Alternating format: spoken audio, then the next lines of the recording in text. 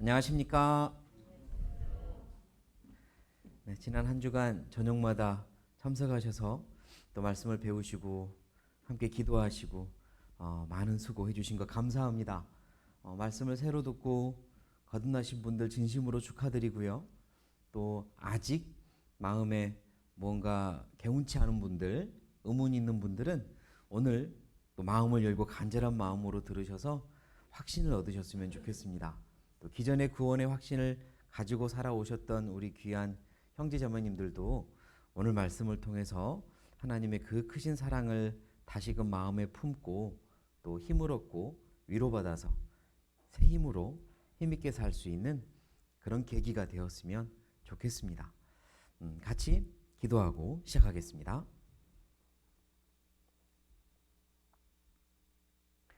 살아계신 하나님, 우리를 창조하시고 우리를 구원하시고 언제나 우리와 함께 하시는 하나님께 감사합니다. 지난 한 주 동안 하나님의 말씀을 배울 수 있는 기회를 주시고 복음을 나눌 수 있는 기회를 주셔서 감사합니다. 하나님이 살아계시고 또 하나님이 우리를 얼마나 사랑하시는지 배웠습니다.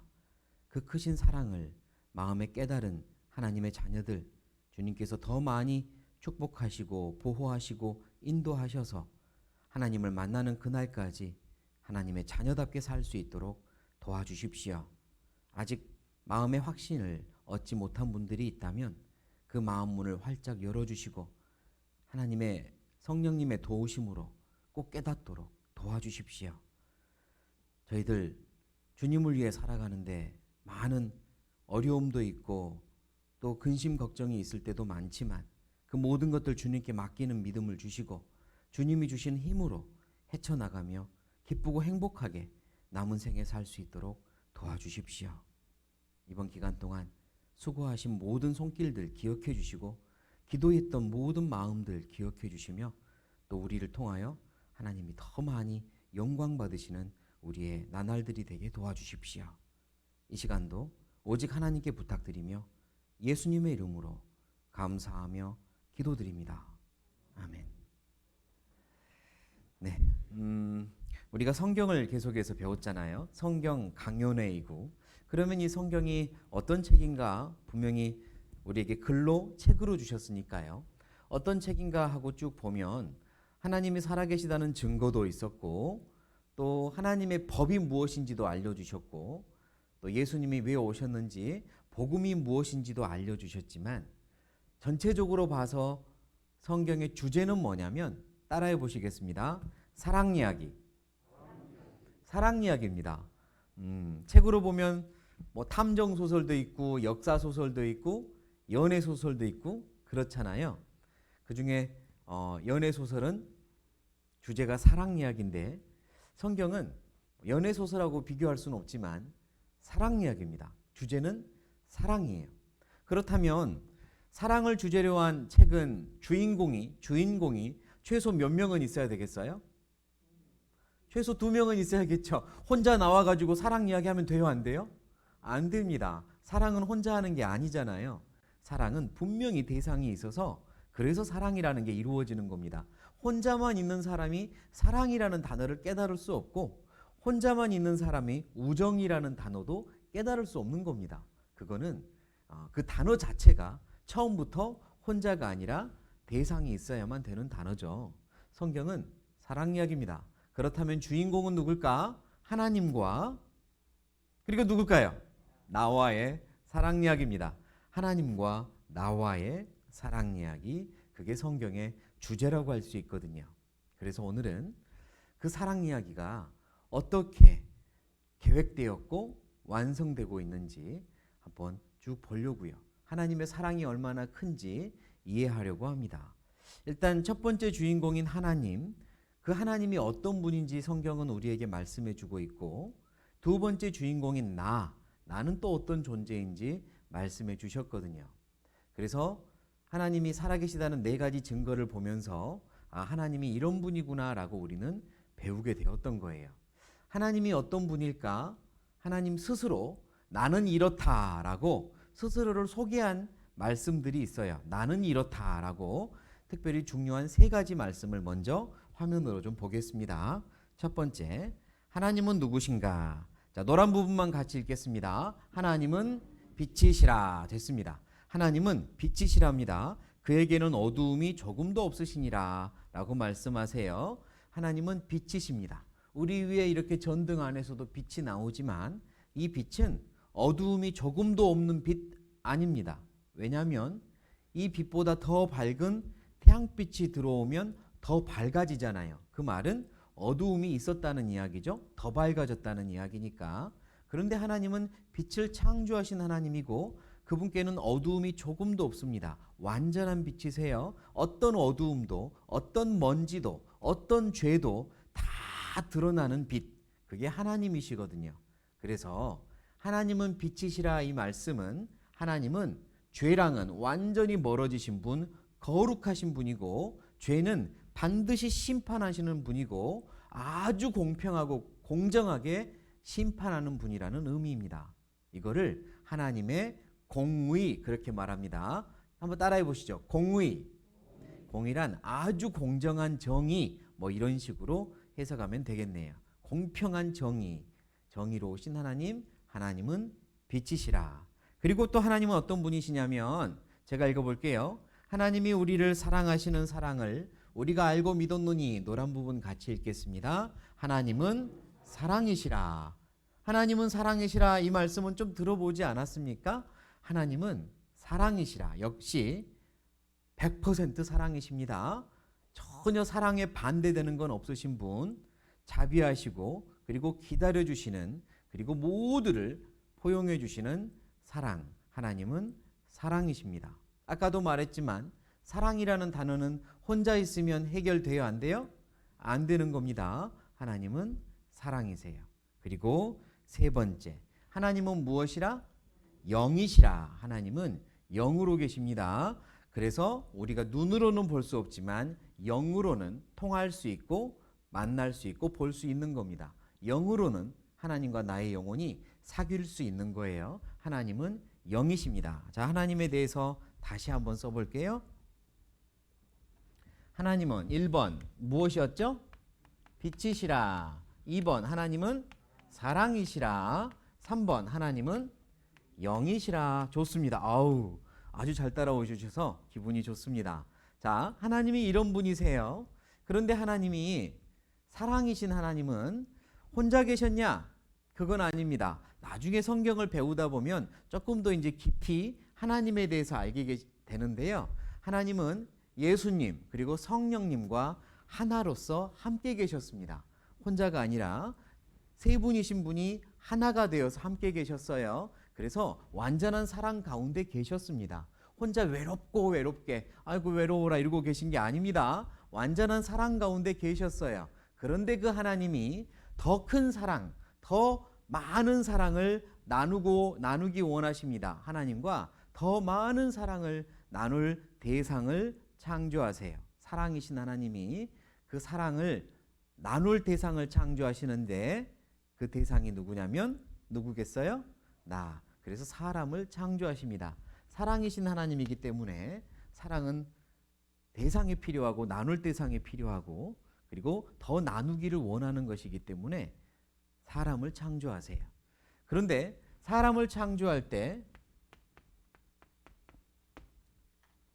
어떤 대상을 창조해야 될까 한번 생각을 해봐야 됩니다. 왜 나를 창조했을까? 왜 사람을 이렇게 창조했을까? 자, 여기 사진 한번 보세요. 아가씨랑 그리고 뭐가 보여요? 강아지가 보이네요. 반려동물인 것 같은데요. 자세히 보니까 둘이 옷 색깔도 맞춰 입었네요. 커플티를 입었네요. 이 아가씨가 이 강아지를 너무 예뻐해요. 너무 사랑합니다. 어느 날 이 아가씨가 강아지를 품에 안고 밖에 나간 거예요. 그래서 사람들이 예쁘니까 강아지가 말도 걸어보고 이렇게 막 관심을 보입니다. 아가씨가 되게 기분이 좋았어요. 그래서 자랑을 하면서 이런 말을 합니다. 우리 강아지 예쁘죠? 이러면서 우리 둘이 사랑하는 사이예요. 우리 금방 결혼할 거예요. 이렇게 말하는 거예요. 이해되십니까? 아니 그 전까지는 그래요. 아유 예쁘네요. 아유 사랑스럽다. 여기까지 나도 할 수 있는 말이고 이해할 수 있는 말이잖아요. 그런데 갑자기 우리 둘이 너무 사랑해서 결혼할 거예요. 이렇게 말하면요. 그건 이상하죠. 왜 이상합니까? 아가씨가 사람이 강아지랑 사랑을 똑같이 주고받으면서 결혼할 수 있는 거예요? 없잖아요. 그럴 수는 없습니다. 맞아요. 사람은 누구랑 결혼해야 돼요? 사람하고 결혼해야죠. 똑같은 존재랑 결혼해야지 어떻게 강아지랑 결혼합니까? 어떤 과학자가 있었답니다. 아주 뛰어난, 세계에서 아주 뛰어난 과학자고요. 로봇에다가 인공지능을 넣어서 만들어내는 능력을 갖춘 아주 뛰어난 과학자가 있었어요. 그런데 이 과학자가 연애를 하다가 실패를 했고 배신을 당했습니다. 그리고 결심을 하기를 내가 다시는 여자 안 만날 거야. 혼자 결심한 거예요. 그런데 외롭잖아요. 그래서 여자는 다시 안 만나기로 했고 자기의 능력으로 뭘 하나 만듭니다. 뭐 같습니까? 예쁜 아가씨잖아요. 그런데 피부를 이렇게 아가씨처럼 입혔지만 사실은 그 안에 로봇이에요. 인공지능 로봇을 만들었습니다. 그리고 시키는 대로 다 하는 거예요. 뭐든지 해주는 아주 예쁜 로봇을 이렇게 만든 거예요. 질문 드려볼게요. 이 과학자는 이 로봇과 서로 사랑하는 사이가 될 수 있을까요? 그냥 사람 같거든요. 완전히 사람 같아요. 시키는 대로 다 한단 말이에요. 사랑할 수 있을까요? 안 됩니다. 안 돼요. 로봇이 사랑해요. 저 너무 사랑합니다. 당신을 이렇게 말해주면요. 그래도 안 돼요. 사랑은 그런 게 아니거든요. 사랑은 내가 나의 의지를 가지고 상대방한테 주는 사랑, 마찬가지로 상대방도 상대방의 의지를 가지고 나한테 주는 사랑, 그게 딱 맞아야 서로 사랑하는 관계가 되는 거죠. 강제로 사랑하게 만들면 사랑 아닙니다. 예를 들어서요. 제가 길을 걸어가다가 총각인데 길을 걸어가다가 예쁜 아가씨를 본 거예요. 지나가는 걸 봤는데 정말 내가 꿈꿔왔던 이상 속의 꿈속의 아가씨였어요. 그냥 한눈만 감고도 한눈에 반해버렸어요. 그래서 이제 따라다니기 시작합니다. 나 한 번만 만나달라고. 근데 이 아가씨가 싫대요. 나 임자 있다고 싫다는 거예요. 그러지 말고 나 만나보면 마음 바뀔 거라고 계속 따라다니는데 싫다는 거예요. 그래서 계획을 세웁니다. 무서운 계획을 세웠어요. 어느 날 이 아가씨가 지나가는 길에 밤에 기다리고 있다가 납치를 해버립니다. 기절시켜서. 그리고 집으로 데려간 거예요. 아가씨가 정신을 깨고 보니 의자에 묶여 있는 겁니다. 제가 묶어놓은 거예요. 그래서 무서워가지고 막 울면서 살려달라고 하는 거죠, 아가씨가.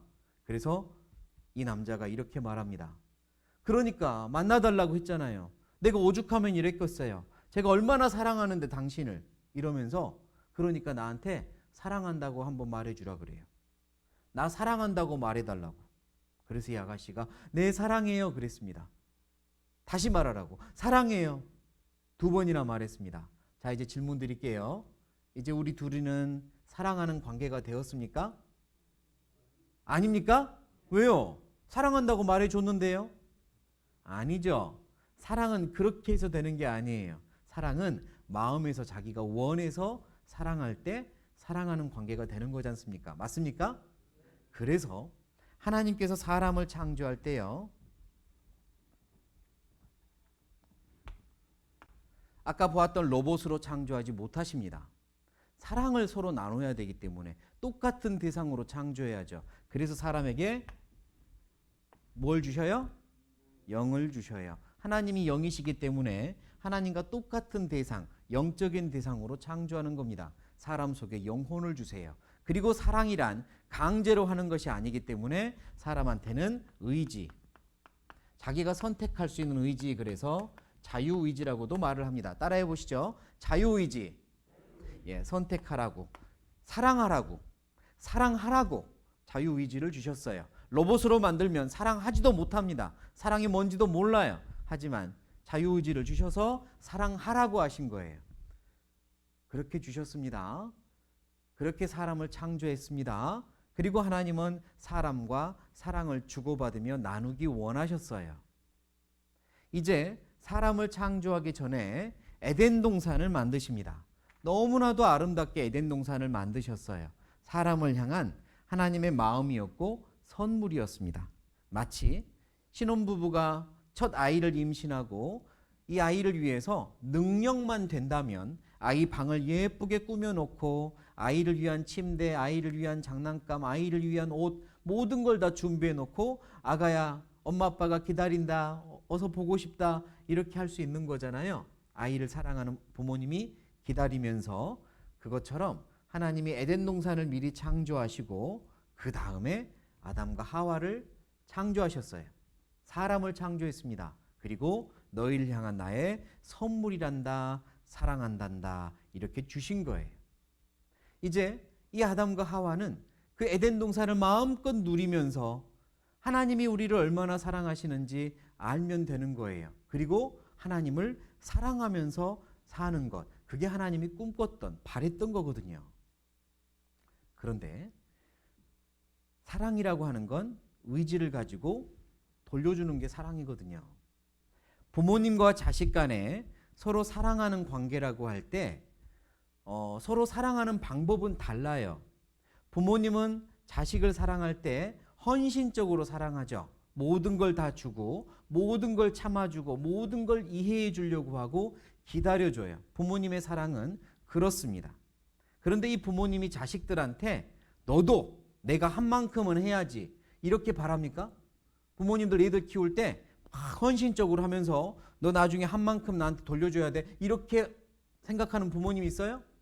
아니거든요. 부모님은 헌신적으로 다 주는 사랑을 하는데요. 자식들이 부모님한테 주는 사랑은 달라요. 그냥 부모님으로 인정하고 존경하고 그리고 말씀을 따라주고 기쁘게 해드리는 것, 그게 자식이 부모님을 사랑하는 방법이거든요. 맞습니까? 자식이 부모님을 사랑하는 방법이 부모님이 자식을 사랑하는 방법과 다릅니다. 하지만 그렇게 하면서 서로 사랑하는 거예요. 나는 우리 엄마 아빠 사랑해요. 우리 엄마 아빠도 나를 사랑해요. 그건 그럼 자기가 할 수 있는 방법으로 사랑하는 거거든요.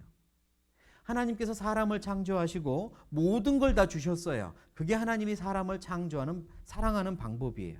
그리고 사람들에게는 하나님께서 무엇을 원하셨냐면 나를 인정해다오. 내가 너희의 창조자란다. 내가 너희를 얼마나 사랑하는지 나를 기억해다오. 그리고 나를 항상 인정해다오. 너희 위에 내가 있다는 걸 잊지 말아다오. 그걸 부탁하신 겁니다. 사람을 창조하시고 사람들에게 부탁한 건 너희 위에 누구 있다? 하나님 계신다. 이 에덴 동산은 다 너희 거야. 식물도 동물도 물고기도 모든 게 다 너희 거야. 다스려 너희 거야. 그러나 너희 위에 하나님 내가 있다는 건 잊지 말아다오. 나를 인정하고 공경해다오. 그게 하나님께서 원하시는 거였거든요. 그래서 사람들한테 그거 잊지 말아달라고, 기억하라고, 너희 위에 하나님 계신다는 걸 기억해달라고 하나 만들어 놓은 게 있습니다. 기억하라고. 그게 뭐냐면 동산 가운데 있는 선악을 알게 하는 나무라고, 선악을 알게 하는 과일나무, 그래서 선악과라고 합니다. 동산 가운데 나무 하나 만드셨어요. 이걸 볼 때마다 누구 기억하라고요? 하나님 기억하라고. 이거 볼 때마다 내 위에 하나님 계시지 기억하라고요. 그래서 명령하십니다. 다 너희 거지만 이것만큼은 내 거란다. 그러니 이거는 먹지 말아라. 이러신 거예요. 다 너희 거지만 너희 위에 내가 있단다. 이것만큼은 먹지 말아라. 왜? 그걸 볼 때마다 맞아. 나에게 금하신 분이 계셔. 주신 분이 계셔. 하나님 계셔. 잊지 말라는 겁니다. 사람이 얼마나 잘 잊어먹는지 하나님이 아시는 거죠. 그래서 이걸 만드신 거예요. 그리고 하나님께서는 이걸 볼 때마다 자기를 기억하기를 원하셨어요. 그런데 어떻게 됐을까요? 아담과 하와는 하나님과의 약속을 어기고 저걸 따먹고 맙니다.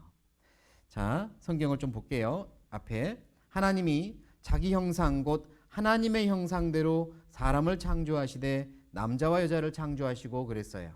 하나님의 형상대로 창조했대요. 하나님의 형상이 뭐였죠? 저기 세 번째 영. 영적인 존재로 창조하세요. 그리고 사랑할 수 있는 존재로 자유의지도 주셨어요. 그리고 명령을 하세요. 여호와 하나님이 그 사람에게 명하여 가라사대 동산 각종 나무의 실과는 네가 임의로 먹되 선악을 알게 하는 나무의 실과는 먹지 말라. 노란 부분 같이 읽겠습니다. 네가 먹는 날에는 정령 죽으리라 라고 말씀했어요. 과장 아니었습니다. 이건 엄한 하나님의 명령이었어요. 기억하라는 거였습니다. 이 명령 하나 지킬 수 없을까요? 정말 하나님을 사랑한다면 이거 지킬 수 없을까요? 지켜야죠. 당연히 지킬 수 있습니다. 이렇게 생각해 보죠. 어느 집에요. 엄마 아빠와 아들이 삽니다. 엄마 아빠 매우 부유한 집이에요. 부유한 집입니다. 그리고 이 엄마 아빠는 아들을 위하여 교육도 잘 시킬 뿐만 아니라 또 많은 것들을 주고 있어요. 어느 날 엄마 아빠가 사업차 해외로 갔다 와야 돼요. 그래서 아들한테 아들 미안, 혼자 있게 해서 미안, 엄마 아빠 갔다 올 텐데 그 대신에 하루 친구들 불러서 마음껏 집에서 파티해도 돼. 내가 일하시는 우리 아주머니한테 잘 부탁해 놓을 테니까 친구들 불러서 집에서 마음껏 하루 파티해도 돼. 그리고 간 거예요. 근데 갈 때 한 가지만 부탁합니다. 집을 마음껏 와서 아이들과 즐겨도 되는데 엄마 아빠 방에는 들어가면 안 돼. 거기는 엄마 아빠 공간이야. 엄마 아빠 침실은 절대로 들어가면 안 돼. 그런 거예요. 이 아들이 네 하고 약속도 했어요. 그리고 갔어요. 그리고 이제 친구들을 마음껏 불렀습니다. 하루 정해가지고 친구들이 왔어요. 큰 대골 같은 집에서 친구들이 너무너무 놀래하면서 마음껏 즐깁니다. 먹을 것도 많고 그랬어요. 그래서 이 아들도 뿌듯하죠. 친구들이 와가지고 막 그렇게 부러워하기도 하고 하니까. 그런데 친구 한 녀석이 엄마 아빠 방을 들어가려고 하는 거예요. 마침 아들이 본 거죠. 안 돼. 거기는 들어가면 안 돼. 이랬습니다. 그랬더니 그 친구가 여기는 어딘데 안 되는 거야? 물어보죠. 거기 우리 엄마 아빠 방이야. 거기는 들어가면 안 된다 그랬어. 이런 거예요. 그런데 이 친구들이요. 샘통이 났는지 아유 너 마마보이였구나. 아유 너 파파보이였구나. 아유 그래 우쭈쭈 애기였구나. 이러면서 막 놀리는 거예요. 너 그렇게 엄마 아빠 말을 잘 들었어? 너 아직도 엄마 젖 먹어? 뭐 이러면서 막 놀리는 거예요. 못 들어가겠다고 그 방을. 자, 이 아들이 어떻게 해야 될까요? 아니거든. 나 엄마 아빠 쭈쭈 안 먹거든. 이러면서 들어가. 이래도 될까요? 안 될까요? 안 되는 거예요. 왜요? 이 아들은 엄마 아빠를 사랑하니까. 엄마 아빠가 자기를 얼마나 사랑하는지 알고 아들도 엄마 아빠를 사랑하니까 분명히 약속했고 명령하셨거든요. 엄마 아빠 방은 들어가면 안 돼라고 했거든요. 아무리 주변에서 친구들이 조롱을 해도 안 되는 건 안 되는 거예요. 그래도 안 돼. 우리 엄마 아빠 방이야. 거기만은 안 된다고 그러셨어. 나는 엄마 아빠 사랑해. 그게 맞는 거잖아요. 그게 맞는 거죠. 그렇게 지킬 수 있는 거잖아요. 그런데 아담과 하와는 에덴 동산을 선물로 받았고 모든 게 다 너희 거야. 하나님이 그러셔서 그렇게 마음껏 누리며 살면서도 그만 사탄의 꾀임에 넘어가서 저 선악을 알게 하는 나무 선악과 열매를 먹어버립니다.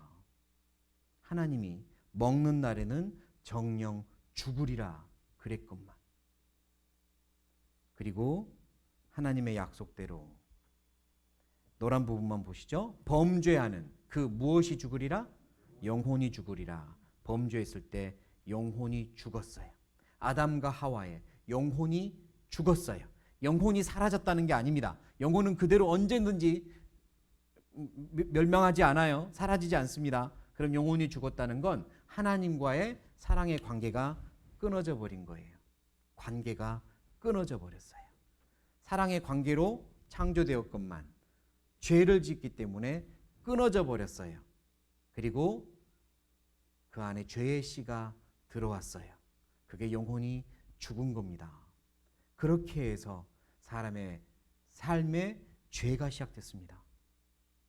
그런데 여기까지 듣고 나면 한 가지 질문을 하는 사람들이 많아요. 누구든지 그런 질문을 할 수 있습니다. 아니 하나님은 모든 걸 다 아신다면서요. 네, 그렇죠. 하나님 다 아시죠. 그럼 하나님께서는 선악과를 만드실 때 아담과 하와가 따먹을 것도 아셨겠네요. 네, 아셨죠. 그럼 왜 만드셨어요? 죄 짓도록?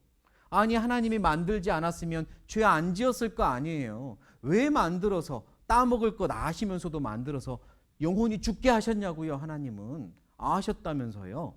자, 이렇게 질문을 하는 겁니다. 근데 잘 생각해 보셔야 됩니다. 잘 생각해 보면 하나님의 마음을 알 수 있습니다. 자, 하나님께서는 사랑을 나눌 대상으로 사람을 만드세요. 창조하십니다. 로봇으로 만들 수 없기 때문에, 그래가지고는 전혀 하나님과 사랑을 나눌 대상이 될 수 없기 때문에 하나님은 영이시니 영적인 존재로 사람을 만드셨어요. 그리고 로봇이 아니기 때문에 사랑할 수 있도록 자유의지도 주셨어요. 이때 이제 하나님이 갈등을 하시겠죠. 자유의지를 주면 분명히 죄를 지을 텐데, 죄를 못 짓도록 만들어버리는 게 아니라 선택해서 의지를 가지고 하나님을 사랑하게 하면 죄를 지을 텐데, 죄를 지을 게 뻔한데 하나님도 아셨어요. 그럼 어떡하죠? 자유의지를 주지 말까요? 그냥 로봇으로 만들어버릴까요? 그러면 아무 의미가 없어요. 그래서 하나님이 고민하셨습니다. 사람을 창조하기 전에 고민하셨어요. 어떻게 해야 될까? 어떻게 해야 될까? 이들이 죄를 지을 텐데 어떻게 해야 될까 고민하셨어요. 누가 이런 질문을 하더라고요. 하나님이 세상을 창조하기 전에는 뭘 하고 계셨냐고.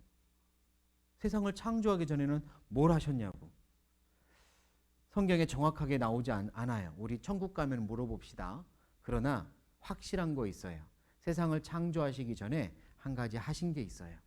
그게 뭐냐면 사람을 구원하는 계획을 미리 세우세요. 사람이 죄를 지으면 사람을 어떻게 구원해야 되나, 그들이 죄를 짓고 나면 어떻게 해야 되나 계획을 미리 세우셨어요. 그리고 사람을 창조하세요. 아담과 하와가 죄를 짓자 그때부터 부랴부랴 어떡하지 그때부터 계획 세운 게 아니라 언제부터 계획 세웠다고요? 사람을 창조하기 전부터 계획을 세웠어요. 마치 이와 같아요. 제가 어렸을 때 어머니한테 참 많이 맞았습니다. 뭐 잘못을 해서 맞았겠죠. 그런데 많이 맞았던 이유 중에 하나가 그 시골에 살 때요, 옷을 망쳐가지고 집에 들어가면 맞았어요. 물이 부족한 시골에서 빨래하기가 너무 힘든데 꼭 저녁만 되면 옷을 망쳐가지고 왔대요. 논두렁에서 올챙이 잡고 송사리 잡다가 꼭 빠져가지고 망쳐갖고 왔대요. 그러면 그렇게 그러지 좀 말라고 조심하라고 때렸답니다. 어느 날 새 옷을 사주신 거예요. 그러면 이 녀석이 새 옷을 입고 뭐라고 한다고요? 심부름 갈게요. 엄마 나 심부름 갈게요. 옷 벗어놓고 가. 아니에요. 절대 안 망칠게요. 절대 안 망칠 거예요. 약속 이러면서 이 옷 입고 가겠다는 거죠. 자랑하겠다고. 그러면 어머니가 알았어 라고 허락을 합니다. 그런데 이 녀석이 가면 옷을 망치고 올 걸 엄마가 알아요 몰라요? 알아요. 압니다. 너 이번에도 옷 망쳐갖고 오면 혼나. 그래요. 혼난다는 건 영혼 뺀다 그랬죠? 너 이번에도 옷 망쳐오면 혼나. 이러고 보내요. 그리고 어머니는 아들이 옷 망쳐올 거 알아요. 그럼 어머니는 뭘 준비할까요? 1번 혼난다고 했으니까 시카를 갈고 있다. 2번 갈아입을 옷을 준비해 놓는다. 뭐겠어요?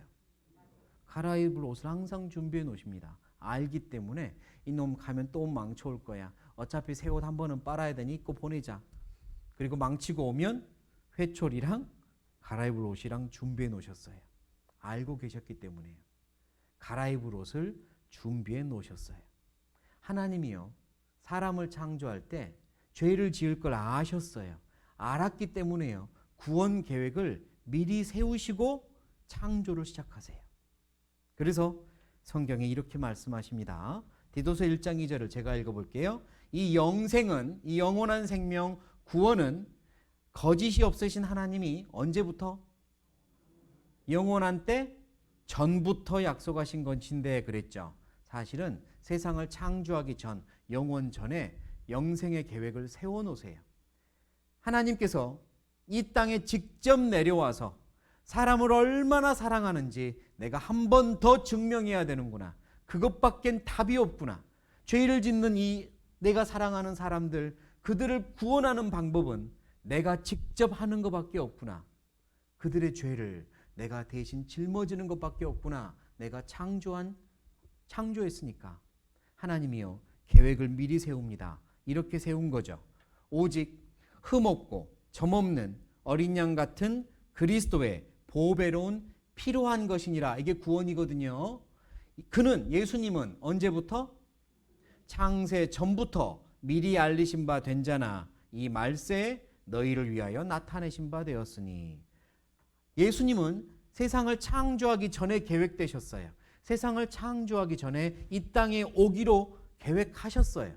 그리고 창조를 시작하신 거예요.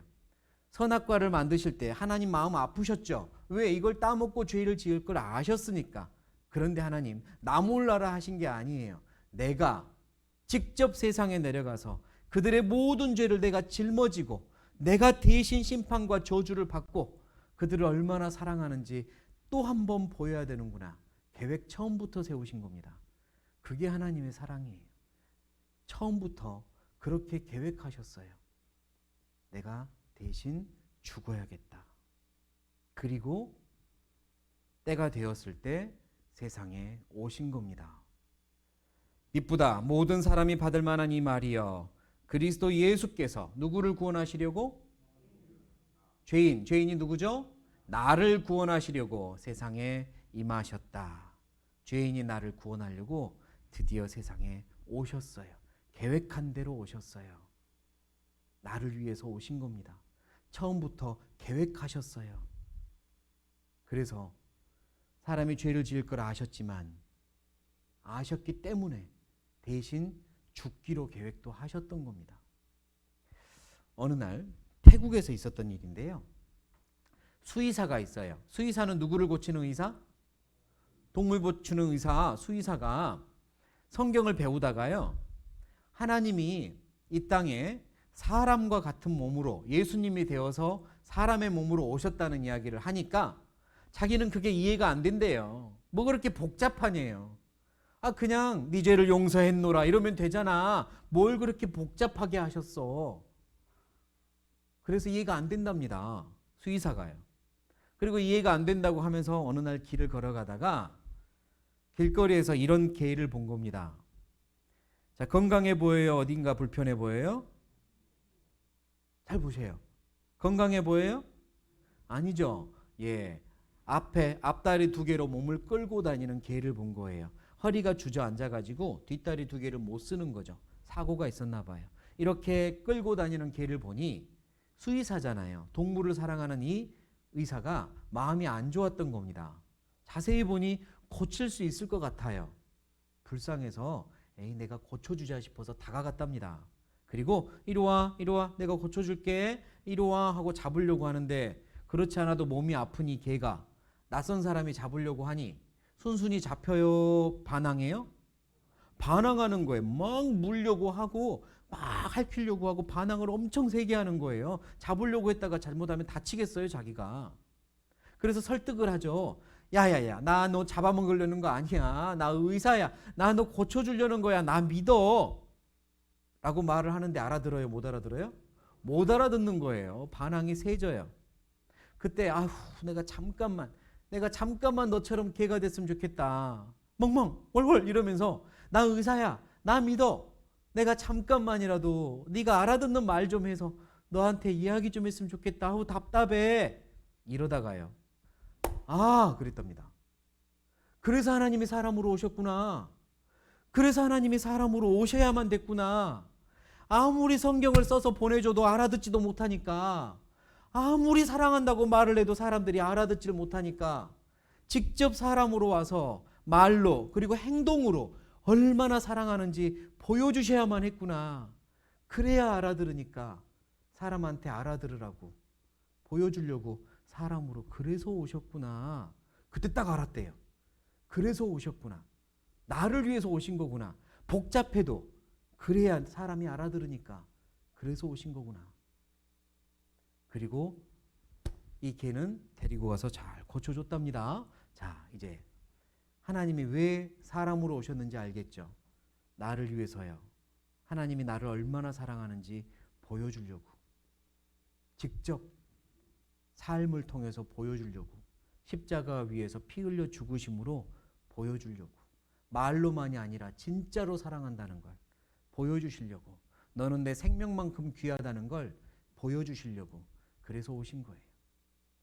예수님이 이 세상에 오셔서 약 33년의 생애를 사시고 십자가에 죽으신 그 일은 결단코 작은 일이 아닙니다. 그 정도야 뭐 하나님이 얼마든지 할 수 있는 일 아닐까요? 그 정도야 하나님한테는 쉬운 일 아닌가요? 십자가에서 죽으시는 일도 쉬운 일 아닌가요? 아니요, 그렇지 않아요. 하나님이 이 땅에 오실 때는 완전한 사람으로 오십니다. 나와 똑같은 사람으로 오셨어요. 자기가 할 수 있는 신의 능력을 다 포기하고 오셨어요. 사람으로 오셨어요. 사람의 감정 다 가지고 오셨어요. 하나님이요, 천국에서 빛이셨던 하나님, 어두움을 용납할 수 없었던, 죄랑은 완전히 멀었던 하나님이 죄악 가득한 세상에 들어온 건 엄청난 일입니다. 그렇지 않습니까? 저는 어려서부터 담배를 피지 못했는데요. 예를 들어서 저한테 1시간 동안 하얀 연기가 가득한 흡연실에 들어가서 앉아있으라고 하면 1시간 동안 흡연실에 들어가서 저 어떻게 될까요? 저 아마 못 살걸요? 우와, 지옥 같다 할걸요? 저는 어려서부터 이 연기를 못 맡아봤으니까 힘들 거예요. 굉장히 힘들 거예요. 예, 담배 연기를 맡지 못하는 제가 흡연실에 들어가서 1시간 있는 것도 고통스러운데 죄를 전혀 모르시는 하나님이 죄악 가득한 세상에 들어와서 죄인들 틈에 끼어서 산다는 게 쉬운 일 같습니까? 그건 괴로운 일입니다. 어마어마하게 괴로운 일이었어요. 그런데 그렇게 해내셨어요. 왜요? 나를 위해서요. 나를 위해서. 그 죄악 가득한 세상에서 죄로부터 완전히 자기를 구별하시고 깨끗한 제물, 어린 양이 되기 위하여 그렇게 지켜내셨어요. 나를 위해서요. 나를 사랑했기 때문이에요. 어느 날 길을 가다가, 예를 들어 여러분이 길을 가다가 그럴 때 있잖아요. 뭘 잘못 먹었는지 배가 우르르 쾅쾅 천둥치는 때 있죠. 배고픈 거 말고요. 예, 이 배탈이 난 거예요. 우르르 쾅쾅 천둥이 쳐요. 하필이면 길거리에서. 이거 베베 꽈도 안 돼요. 어떻게 해요? 할 수 없이 공중 화장실이라도 찾아야 돼요. 그래서 뚫레뚫레 봤더니 저기 놀이터에 공중 화장실이 있어요. 공원에. 그래서 막 이제 갔죠. 그리고 문을 탁 열었어요. 마침 비어있는 문이 있었고요. 문을 열었더니 죄송합니다. 제가 조금 지저분한 이야기를 할 것 같은 느낌이 들죠. 네, 미리부터 그냥 마음을 준비하세요. 자, 변기 뚜껑이 닫혀 있어요. 변기 뚜껑이 급하니까 변기 뚜껑을 올렸어요. 그런데 못 볼 걸 봐요. 앞에 누가 볼 일을 보고 물을 안 내려놓은 거죠. 시간이 오래 걸렸나 봐요. 아주 더러워요. 다른 때 같으면 절대 내가 사용할 수 없어요. 그러지 않을 거예요.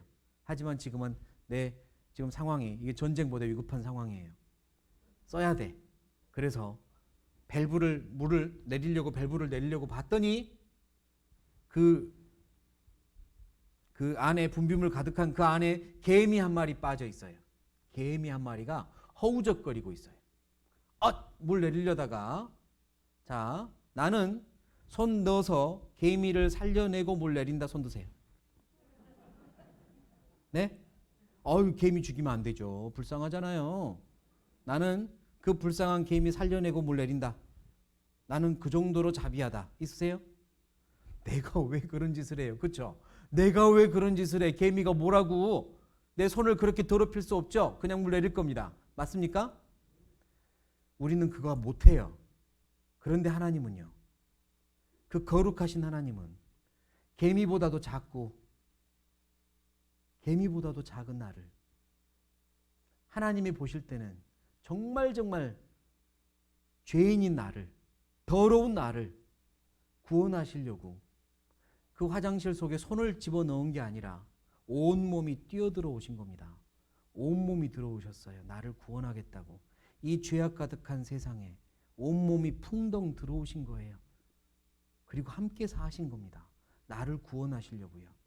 그게 얼마나 큰 사랑인지 아셔야 돼요. 그게 얼마나 놀라운 사랑인지 아셔야 됩니다. 천지를 창조하신 하나님이, 왕이신 하나님이 나를 구원하시려고 다 버리고 오셨어요.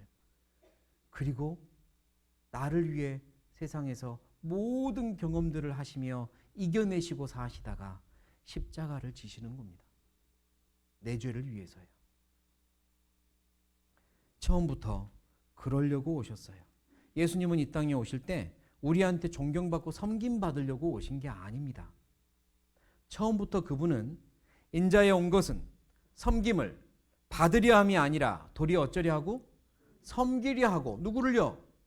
나를요. 나를. 내가 뭐라고? 나를 섬기겠다고 오셨어요. 사랑하니까요. 처음부터 사랑해서 섬기려 오셨고, 자기 목숨을 많은 사람의 무엇으로? 대속물이 뭐냐면 따라 하시겠습니다. 제물, 어린 양. 대속물은 제물이에요.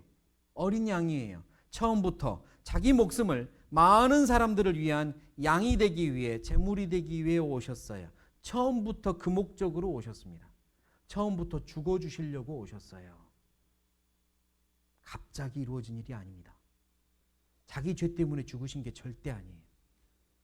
그때 이 세상에 오신 예수님은 우리의 모든 죄를 짊어지십니다.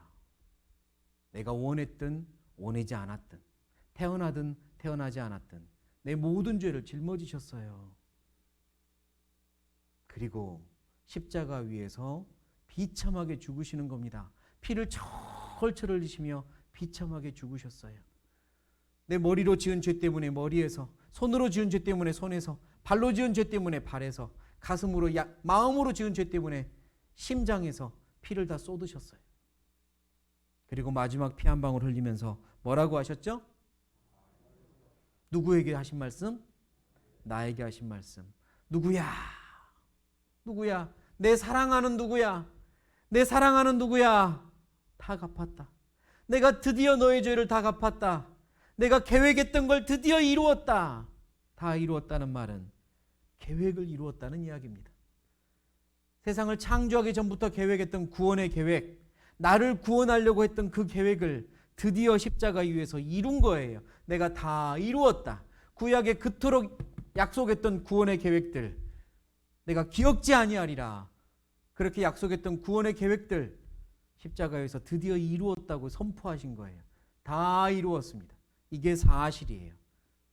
그 십자가에서 다 이루었다 할 때 내 죄가 여전히 남아있어요? 갚아졌어요? 갚아진 겁니다. 그때 이루셨어요. 내 죄를 완전히 갚으셨어요.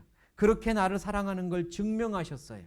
죄는 내가 지었지만 하나님이 갚으셨어요. 처음부터 그러려고 오셨어요. 여기 노래 가사에 이런 말이 있습니다. 머리에 가시면류관 어찌에 쓰셨는가? 채찍에 피 흘리심은 누구를 위함인가? 누구를 위함이에요? 나를 위해서요. 골고다 험한 길을 어찌해 가셨는가?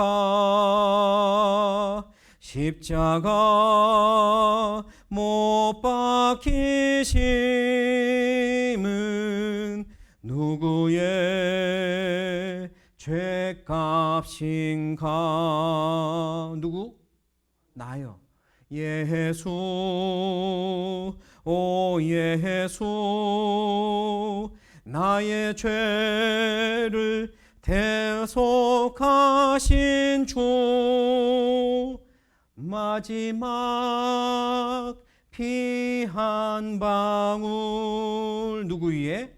나 위에 흘리셨네. 마지막 그 피 한 방울까지 나를 위해 흘리셨습니다. 남을 위해 흘리신 게 아니에요. 어머님, 아버님, 여기 계신 모든 분들, 하나님이요, 나를 위해서 피 흘리셨어요. 지금까지 이런 사랑 받아보셨는지 모르겠지만 나를 위해서 죽어주신 사랑이 있습니다. 내 모든 죄를 대신 짊어지고 완전히 갚기 위하여 대신 죽어주신 분이 계세요. 그분이 누구냐면 나와 같은 사람이 아니라 창조주 하나님이셨어요. 그동안 내가 하나님 모르고 살아왔어도, 그동안 하나님 없다고 생각하며 살아왔어도, 무시하고 살아왔어도 괜찮아요. 하나님 사랑이 훨씬 커요. 나를 위해 죽어주셨단 말입니다. 내 죄값을 갚아주셨다고요. 그리고 우리에게 하신 말씀, 다 이루었고 이제 너한테는 선물을 주마 그러세요. 너희의 죄는 내가 다 가져갔고 너희의 빈 손에는 내가 선물을 주마. 그 선물이 뭐냐면 따라해 보시겠습니다. 구원, 영생, 천국. 그게 선물이세요. 너희의 죄는 내가 다 가져갔고 너희에게는 내가 선물로 구원을 주마. 그래서 이렇게 말씀합니다. 너희가 그 은혜를 인하여 믿음으로 말미암아 무엇을? 구원을 얻었나니 이것이 너희에게서 난 것이 아니요 하나님의 무엇이라? 선물이라. 행위에서 난 것이 아니니 이는 누구든지 자랑치 못하게 함이니라. 하나님의 선물이었어요. 구원은. 선물 받아보셨습니까?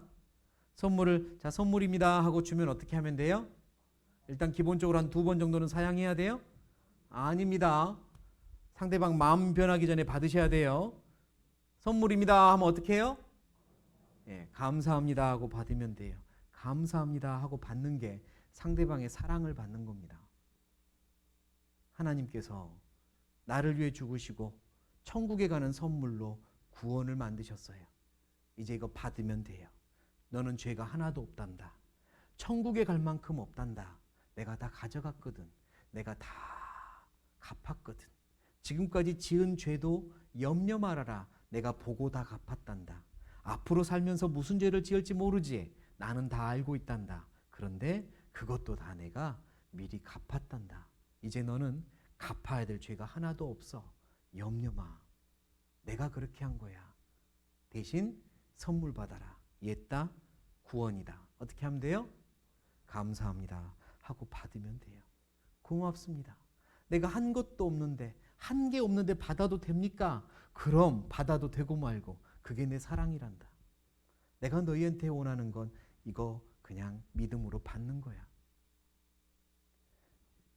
구원은 하나님의 선물입니다. 선물이라는 말은 내가 뭘 해야만 받는 게 아니에요. 아무것도 하지 않아도 주는 걸 받는 게 선물이에요. 만약 이 선물을 받기 위해서 무언가를 해야만 한다면 더 이상 그건 선물이 아니에요. 그냥 상품이나 사은품이 되는 거예요. 5만 원 이상을 사면 10,000원짜리를 하나 끼워줍니다. 그게 사은품이죠.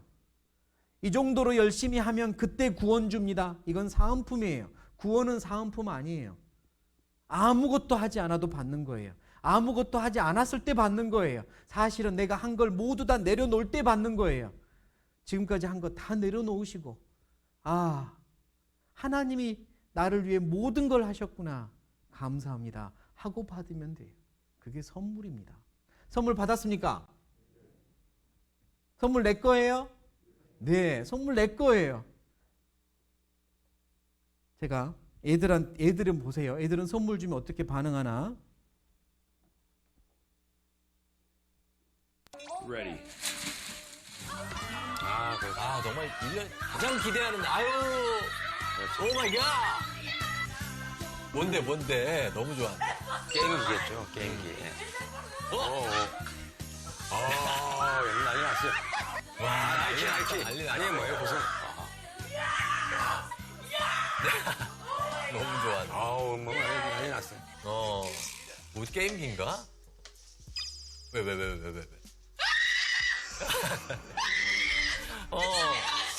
너무 행복해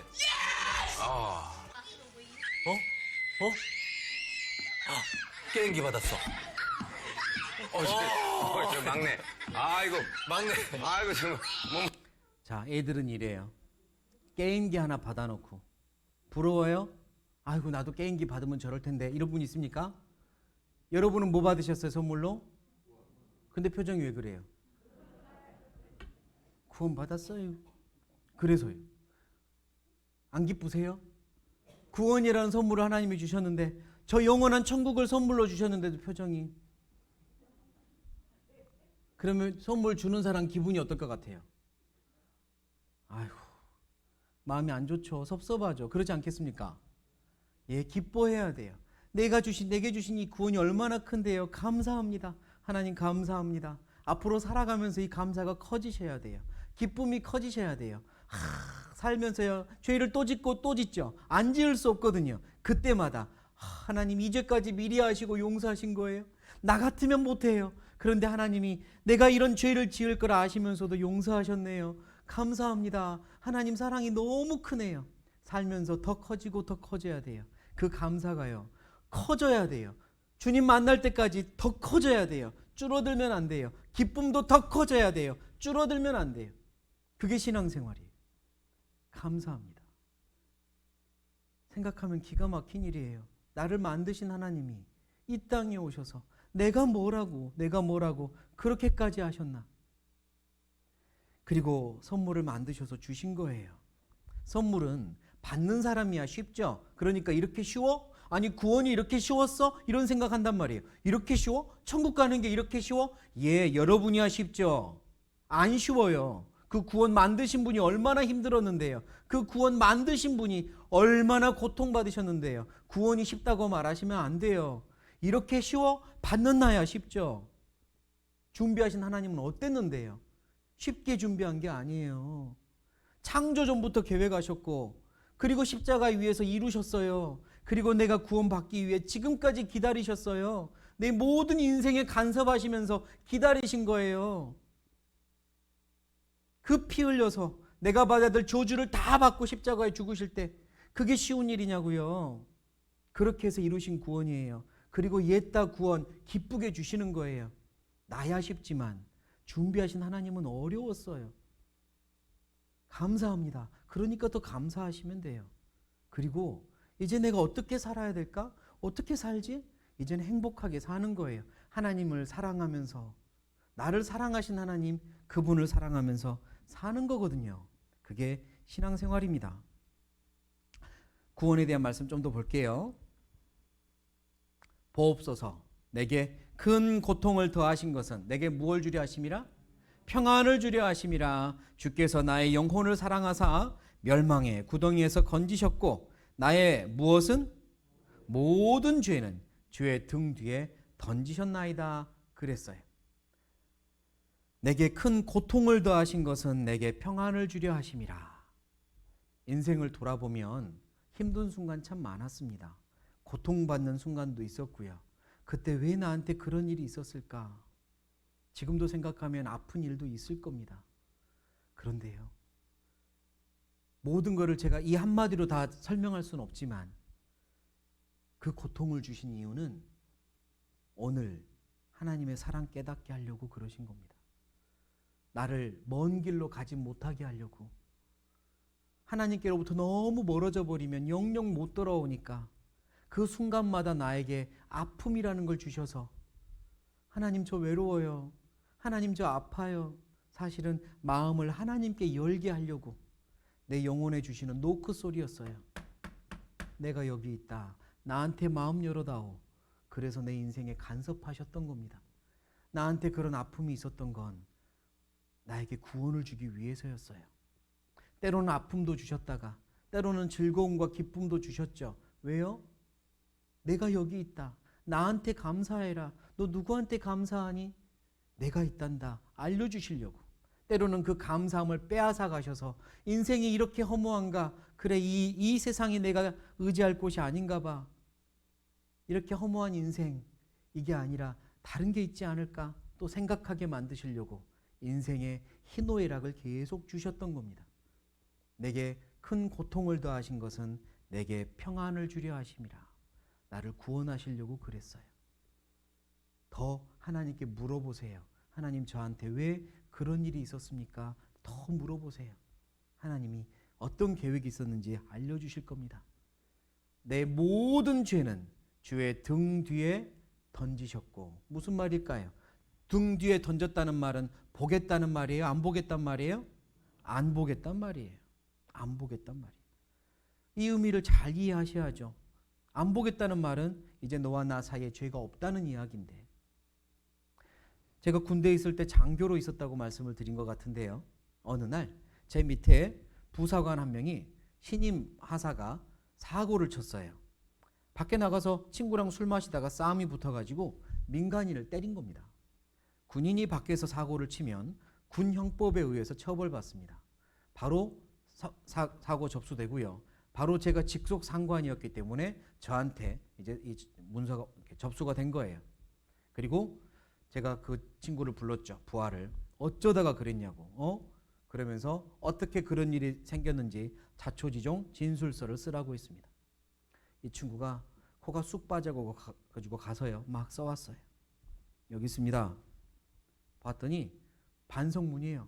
잘못했습니다. 제가 정말 그래서는 안 되는데 그런 일을 했습니다.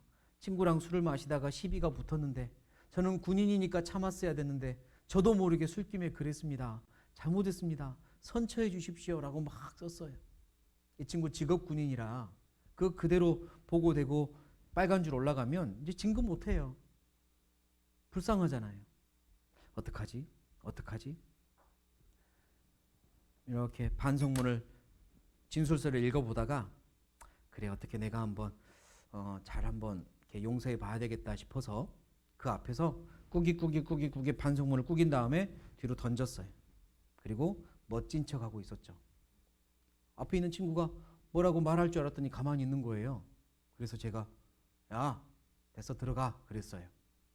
그랬더니 이 친구가 뭐라고 하냐면 잘못했습니다. 용서해 주세요 이러는 거예요. 야 내가 뒤로 던졌잖아. 그랬더니 뭐라 하는 줄 아세요? 다시 쏘으라는 거 아니에요. 다시 쏘으라는 거 아니에요. 지금 내가 왜 뒤로 던졌죠? 용서하겠다고 던진 거예요. 이해를 잘해야죠. 하나님께서 여기 말씀 봐보세요. 나의 모든 죄는 주의 등 뒤에 던지셨나이다. 뭐예요? 용서하겠다는 거예요. 용서하겠다. 용서 못해 하고 던진 게 아니라 용서했다고 던진 거예요. 너와 나 사이에 죄 있다 없다? 없다. 내가 피로 다 갚았으니 이제 안 보겠다는 거예요. 내가 이미 용서했다. 이제 안 보겠다. 그런 겁니다. 하나님과 나 사이에 죄 남았습니까? 안 남았습니까? 안 남았어요. 이제 죄 없어요. 어떤 죄도 다 용서받았어요. 하나님 앞에 가보세요. 내 마음을 다 들여다보시는 하나님이 너는 이미 죄가 다 갚아졌구나. 예수의 피로 다 덮였구나. 너는 예수의 피만큼 깨끗하구나 그러세요. 예수님의 피만큼 깨끗한 사람은 지옥 가요? 천국 가요? 천국 가요. 그래서 천국 갑니다. 내 죄를 다 덮어버렸어요.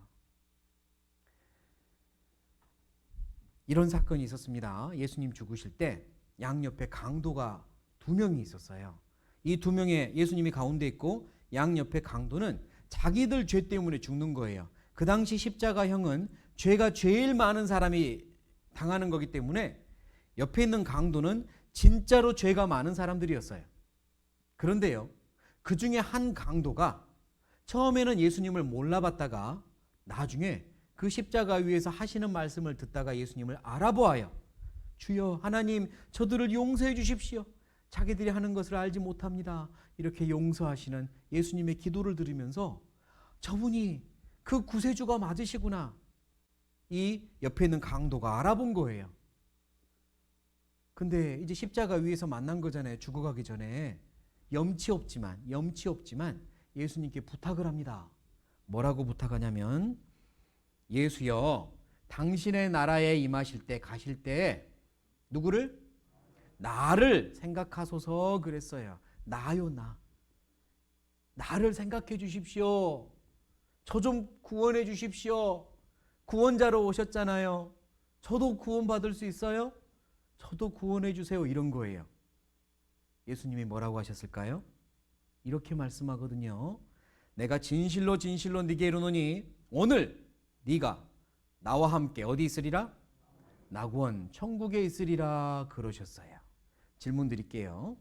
자, 이 강도는 지금 천국에 있을까요? 지옥에 있을까요? 네?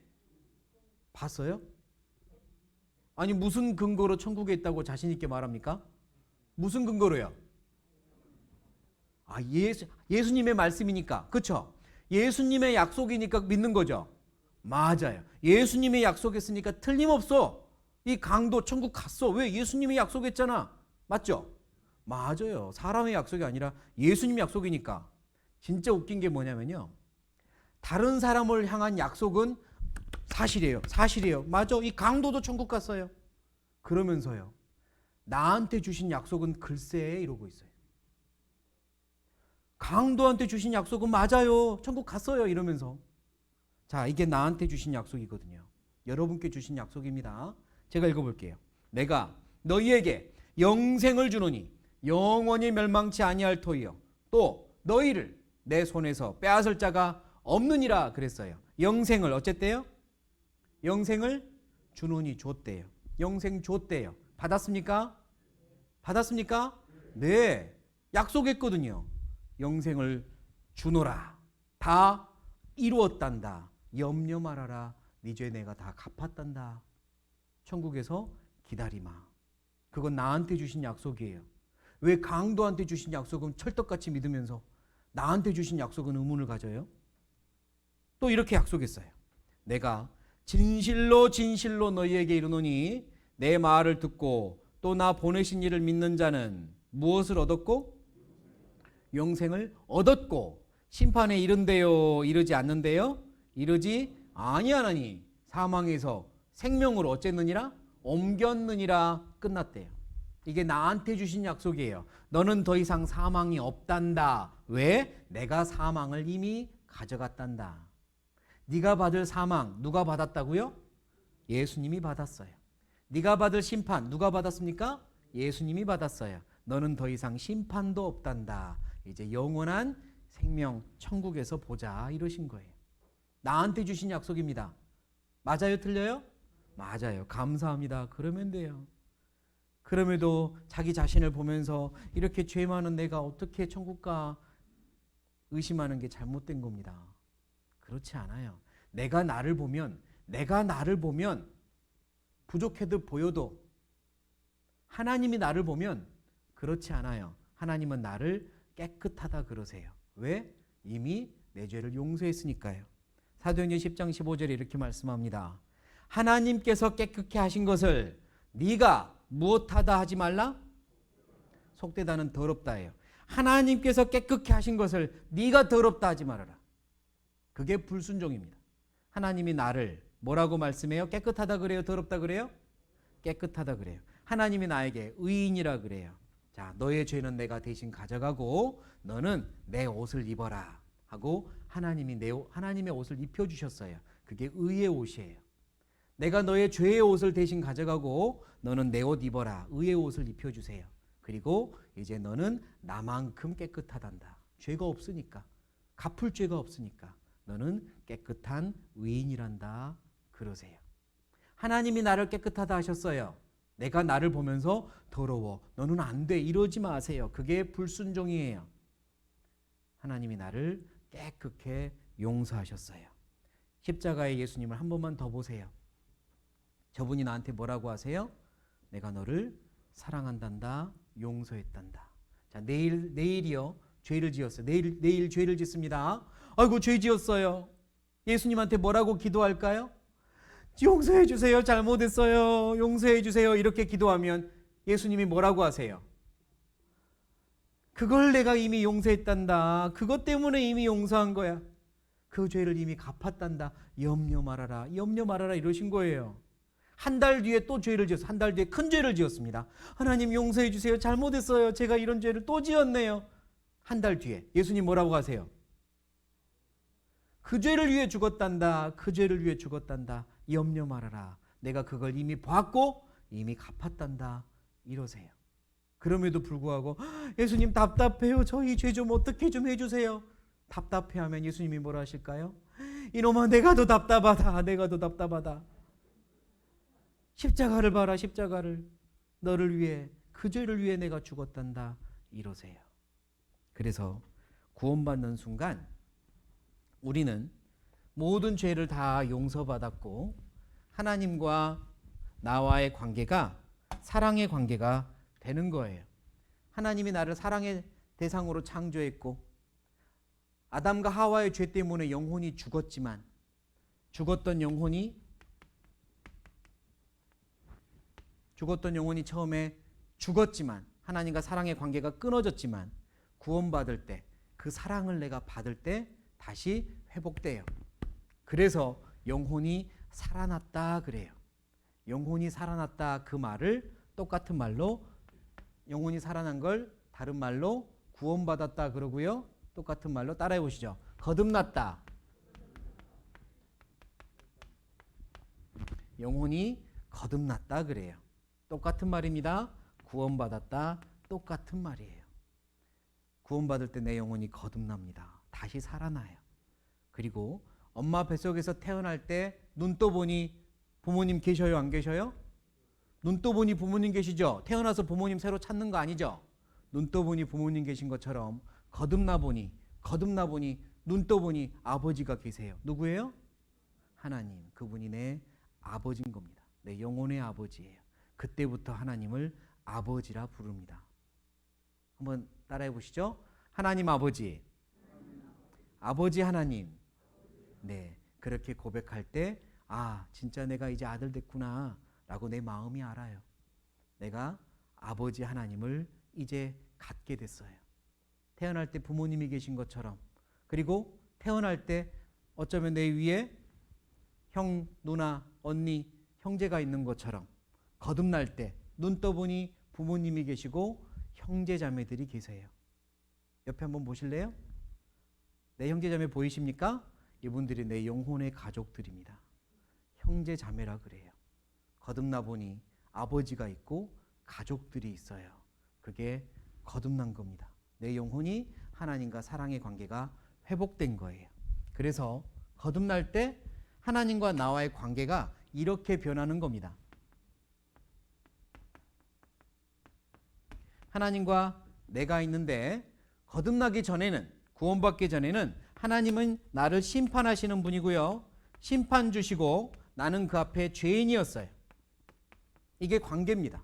이대로 심판주 하나님을 만나면 심판받고 지옥 가요. 그래서요, 죄인이 나를 재판하는 분한테 재판정에서 혹시 저 재판장님, 저 양심껏 하나 더 고백할 게 있는데요. 저 사람 한 명 더 죽였습니다. 라고 고백을 하면, 예를 들어서요, 재판받는데, 그러면 판사가 그래요. 그 양심껏 이야기해 줬기 때문에 내가 그거는 죄를 더 깎아주겠어. 이럴까요? 아니면 그 죄까지 형벌이 늘어날까요? 네? 맞아요. 형벌 늘어납니다. 혹시라도 팁으로 재판받을 때 양심 고백하지 마세요. 형벌 늘어나요. 고백할 필요 없어요. 고백해봤자 자기 손해예요. 재판정에선, 심판주한텐. 그러나 거듭나고 나면 하나님은 더 이상 심판주가 아니라 아까 하나님이 나의 뭐라고 했죠? 아버지가 돼요. 자연스럽게 죄인이었던 나는 뭐가 돼요? 아들이 되는 겁니다. 아버지와 아들의 관계가 되는 거예요. 아버지와 아들의 관계는 이제 영원히 갑니다. 아들이 잘못했다고 해서 아버지가 너 호접할 거야. 내 아들 아니야. 이랬다가 또 한참 보니 좀 잘하는 것 같으니까 다시 들어와. 다시 내 아들 하자. 이렇게 해요, 안 해요? 한 번 아들은 영원히 아들인 거거든요. 내가 잘했다고 해서 아들이 되고 잘못하면 또 아들이 안 되고 그거 아니거든요. 한 번 관계가 사랑의 관계가 되면 영원히 가요. 그런데요, 이 아들이 죄를 지을 수 있잖아요. 우리 앞으로 살면서 죄 안 지을 수 없잖아요. 죄를 또 지을 수 있단 말이에요. 그럼 어떻게 되죠? 그 죄 때문에 지옥 가진 않아요. 이미 아들이 되었고 하나님은 그 죄를 용서했으니까. 그런데 아들이 죄를 짓잖아요. 그러면 아버지가 퇴근해서 집에 오시는데 다른 때 같으면 아빠 하고 달려가서 손도 잡고, 아버지가 혹시라도 비닐봉지에 뭐 음식이라도 들고 오면 막 빼앗으려고 하겠죠, 아들이. 그런데 죄를 짓잖아요, 아들이. 그리고 숨기고 있잖아요. 그러면 아빠한테 그렇게 못해요. 아빠가 왔는데 누구야 불러도 잘 못 나가요. 왜? 양심이 아니까. 관계가요, 멀어져요. 관계가 멀어집니다. 아들이 안 되는 게 아니라 멀어져요. 빨리 회복해야겠죠. 빨리 아버지와 아들의 그 좋은 관계를 회복해야 돼요. 그래서 앞으로 살다가 죄를 짓잖아요. 죄를 지으면 어떻게 해야 되냐면 숨기는 게 아니라 이제는 고백해야 됩니다. 뭐 하라고요? 고백 또는 자백이라 그래요.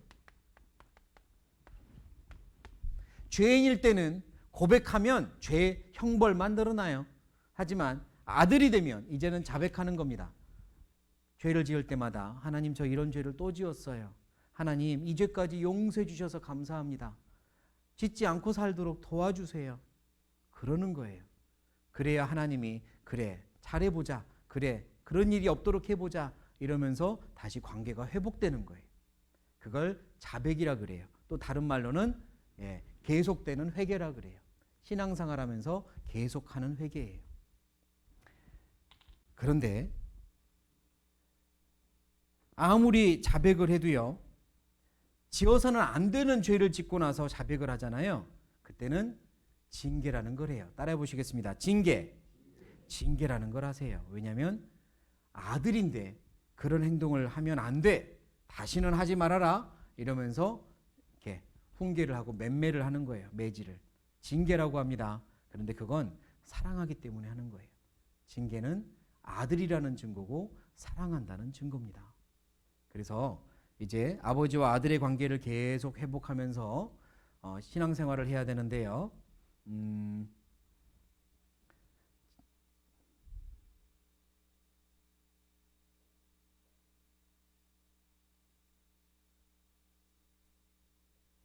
제가 깜빡 체조 영상을 안 넣어놨네요. 지금 딱 체조를 해야 되는 시간인데. 우리 깍지 끼고 기지개 한번 켭시다. 하늘을 향해 쭉 올리시고요. 자, 오른쪽. 네, 뭐 사람마다 오른쪽 왼쪽 다르시죠? 네, 좋습니다. 왼쪽. 네, 좋습니다. 이제 뒤로 소리 지르면서 뒤로. 우와. 잘하셨습니다. 목 운동 한번 할까요? 양쪽 어깨를 쑥 올리시고 목을 크게 돌립니다. 4번에 하나입니다. 시작. 하나, 둘, 셋, 넷, 다섯, 여섯, 일곱, 여덟 반대로 둘, 셋, 넷, 다섯, 여섯, 일곱, 여덟. 잘했습니다. 어깨 올렸다 내렸다 한번 할게요. 제가 하나 하면 쑥 올렸다가 내리는 거예요. 하나, 둘, 셋, 넷, 아이고 잘한다. 다섯, 넷, 여섯, 일곱, 한 번만 더 합니다. 여덟. 네, 잘했습니다. 이제는 거듭난 그리스도인이 하나님의 아들이 된 자녀가 된 형제 자매들이 어떻게 살아야 할까를 좀 배우려고요. 지금부터 한 40분 정도만 더 하겠습니다. 어제까지 제가 계속 한 2시간 정도씩 했잖아요. 그래서 오늘은 그것보다는 좀 짧게요. 한 40분 정도만 조금 더 배우도록 하겠습니다. 자, 예수님이요. 따라해 보시겠습니다. 부활하세요. 다시 살아나세요. 죽으시고 무덤에 묻혔지만 살아나세요. 살아나야만 했어요. 왜냐하면 그렇지 않으면 예수님이 진짜 우리를 구원하신 거 맞아? 확신이 안 생겨요. 어떻게 하냐면요. 바로 예수님을 그때 따랐던 제자들까지도 예수님이 죽으시고 나서 확신이 없었어요. 우리가 따르던 우리 선생님이, 우리 예수님이, 주님이 돌아가셨어. 우리 어떡하지? 확신이 없었어요. 그래서 예수님이 부활하세요. 그들에게 확신을 주려고. 염려 마라. 내가 너희 죄를 다 용서했단다. 염려 마라. 이제 천국에 갈 때까지 내가 너희랑 함께 할 거란다라고 확신과 약속을 주려고 2글자로 무엇 하셨다고요? 부활하셨어요. 그리고 제자들에게 나타나서 제일 먼저 한 말이 있어요. 혹시 교회를 좀 다니셨던 분들, 예수님이 부활하시고 제자들에게 제일 먼저 했던 말은 무엇일까요? 퀴즈. 좋습니다. 예수께서 오사 가운데 서서 가라사대, 노란 부분 같이 읽겠습니다. 너희에게 평강이 있을지어다. 그 말을 제일 먼저 했어요. 왜냐하면 제일 하고 싶었던 말이에요. 제자들과 함께 다니면서 몸이 근질근질하도록 제일 하고 싶었던 말, 목구멍까지 찼던 말, 너희에게 평강이 있을지어다. 평안해라. 내가 너희 죄를 다 갚아줄 거야. 염려하지 마. 영원히 영원히 이제 천국에 갈 때까지 염려 안 해도 돼. 이 말을 하고 싶지만 아직 십자가에서 죽어주신 게 아니기 때문에 참으신 거예요. 그러나 죽고 부활하신 예수님은 제자들 앞에서 제일 먼저 하신 말이 평강이 있을지어다. 이제 했거든. 이제 다 이루었단다. 확신을 주세요. 평강. 이제는 죄로부터 평강합니다. 죄의 심판으로부터, 지옥의 심판으로부터 안전해요. 왜? 이미 다 예수님이 해결하셨거든요. 나는 영원히 천국 가는 하나님의 자녀가 됐어요. 또한 앞으로 살면서도 이제는 혼자가 아니에요. 그동안은 혼자 헤치면서 살았죠? 그렇지 않아요. 하나님이 함께 계세요. 예수님에게는 이름이 두 개인데요. 예수라는 이름의 뜻은 따라해 보시죠. 구원자. 구원자라는 예수님이 있어요. 먼저 구원자이신 예수님을 만나요. 그리고 예수님에게는 또 하나의 이름이 있어요. 따라해 보시겠습니다. 임마누엘. 임마누엘. 임마누엘의 뜻은 뭐냐면 하나님이 우리와 함께 하시다. 함께 계신다는 뜻이에요. 구원자 예수님을 만나고 나면 이제 임마누엘 예수님 손잡고 사는 거예요. 나와 함께 하세요. 어떤 어려움도 어떤 힘든 일도 나와 함께 하세요. 그러니까 평강해라. 이제 괜찮다. 내가 함께 하마 라는 약속이에요. 너희에게 평강이 있을지어다. 그러니까요. 사실은 징계 중에 제일 아픈 징계는 마음의 평강이 깨진 게 제일 아픈 징계예요. 예수님이 그토록 주기 원하셨던 게 평강인데 그것부터 가져가셨으니까 절대 작은 징계 아니에요. 그런데 우리는 가끔씩 어리석은 생각을 해서 몸이 어디 다치거나 뭐 이렇게 물질적인 손해를 보면 큰 징계 받은 걸로 생각하고 마음의 평강이 깨진 건 아직 큰 징계 아니라고 생각해요. 아닙니다. 마음의 평강이 깨진 건 큰 징계예요. 그토록 주기 원했던 걸 잠깐 가져가신 거니까. 내 마음의 평강이 유지되십니까? 여전히 평안하시고 좋으세요? 여전히 하나님과 생각하면 기쁘고 감사하고 내가 신앙생활하는 게 너무 기쁘고 감사하세요? 평강이 깨지면 안 돼요. 아침에 눈을 뜰 때마다 내가 하나님의 아들, 자녀로 눈을 떴다는 게 기적 같고 기도할 때마다 하나님 아버지라고 부를 수 있는 게 기적 같고 그게 우리 삶의 시작이에요. 계속 평강하세요. 너희에게 평강이 있을지어다. 하나님이 함께 하신다고 약속하셨어요. 자, 이제 다른 질문을 드리려고요. 예수님이 제일 먼저 하고 싶었던 말은 너희에게 평강이 있을지어다 였는데요. 그러면 예수님이 제일 듣고 싶었던 말이 무엇이었을까요? 제자들한테 듣고 싶었던 말. 하고 싶었던 말은 평강이 있을지어다. 듣고 싶었던 말. 아니 듣고 싶은 말이 있는데 제자들이 말을 안 해요. 그 말을 안 해요. 네, 감사합니다. 네, 좋습니다. 근데 다른 말이에요. 제가 좀 더 힌트를 드릴게요. 듣고 싶은 말이 있는데 그 말을 안 해서요. 예수님이 직접 찾아가서 질문을 하세요. 이 질문에 대답이 듣고 싶었던 거예요. 그 질문의 대답이. 그래서 질문을 하시는데 어떤 질문을 제일 먼저 하셨죠? 제자들을 찾아가서 이겁니다. 요한복음 21장에 보면 시몬 베드로에게 이르시되 요한의 아들 시몬아 네가 이 사람들보다 나를 더 어쩌느냐 사랑하느냐 하시니 가로되 주여 그러하이다. 같이 읽겠습니다. 내가 주를 사랑하는 줄 주께서 아시나이다. 제일 먼저 어떤 질문을 했죠? 네가 나를 사랑하느냐 이 질문했어요. 어떤 말이 듣고 싶었으니까요? 제가 주님을 사랑합니다. 이 말이 듣고 싶었거든요. 가장 듣고 싶었던 말. 제가 주님을 사랑합니다. 그 말이 듣고 싶었어요. 왜 그런지 생각해 보면 알 수 있어요. 하나님은 사랑이시라. 그래서 우리를 창조하셨어요. 그리고 구원을 이루셨어요. 그 십자가 위에서 그 모든 아픔과 심판과 저주를 다 받으시고 구원을 이루셨어요. 그리고 내가 구원받기를 지금까지 기다리셨어요. 내가 마음 열고 하나님의 사랑을 받아들일 때, 거듭날 때 내 안에 예수님이 들어오세요. 따라해 보시겠습니다. 성령님, 거듭날 때 내 안에 예수님이 영으로 들어오세요. 그분을 성령님이라 그래요. 그분이 나한테 듣고 싶은 게 있어요. 내가 그동안 너를 짝사랑해 왔단다. 짝사랑해 보셨어요? 짝사랑 엄청 아픈데 해보셨어요? 그게 무슨 비밀이라고 말을 안 하세요? 해보셨어요? 안 해봤나? 저는 6학년 때 해봤어요. 제가 이 여자애를 좋아하는데 이 여자애가 다른 남자애를 좋아하더라고요. 눈에 보여요. 아무리 내가 그 앞에서 좀 관심을 끌어봐도 저한테 관심이 없어요. 그 여자애가. 진짜 아프대요. 짝사랑 너무 아프더라고요. 제가 그때 인생 다 알아버렸습니다. 짝사랑 아파요. 하나님이 나를 그동안 짝사랑해 오셨어요. 나를 그토록 사랑해서 나만 바라보셨는데 나는 다른 데에 눈길 돌렸잖아요. 그동안 다른 데에 마음 줬잖아요. 그래도 나를 기다리신 하나님이 내가 그 구원의 사랑을 받아들일 때 나한테 듣고 싶은 말은 저도 이제 하나님 사랑해요. 그 말 듣고 싶은 거예요. 그게 나를 구원하신 목적이니까. 사랑하고 싶어서, 사랑 나누고 싶어서 구원하신 거니까. 그래서 나에게 제일 듣고 싶은 말이 제가 주님 사랑합니다입니다. 한번 해보시죠. 읽겠습니다. 시작. 네, 제가 주님을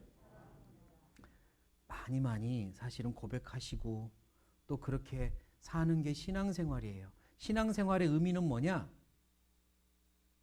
열심히 교회 참석하고 열심히 말씀 읽고 배우고 열심히 기도하고 봉사하고 헌금하고 그게 신앙생활이냐?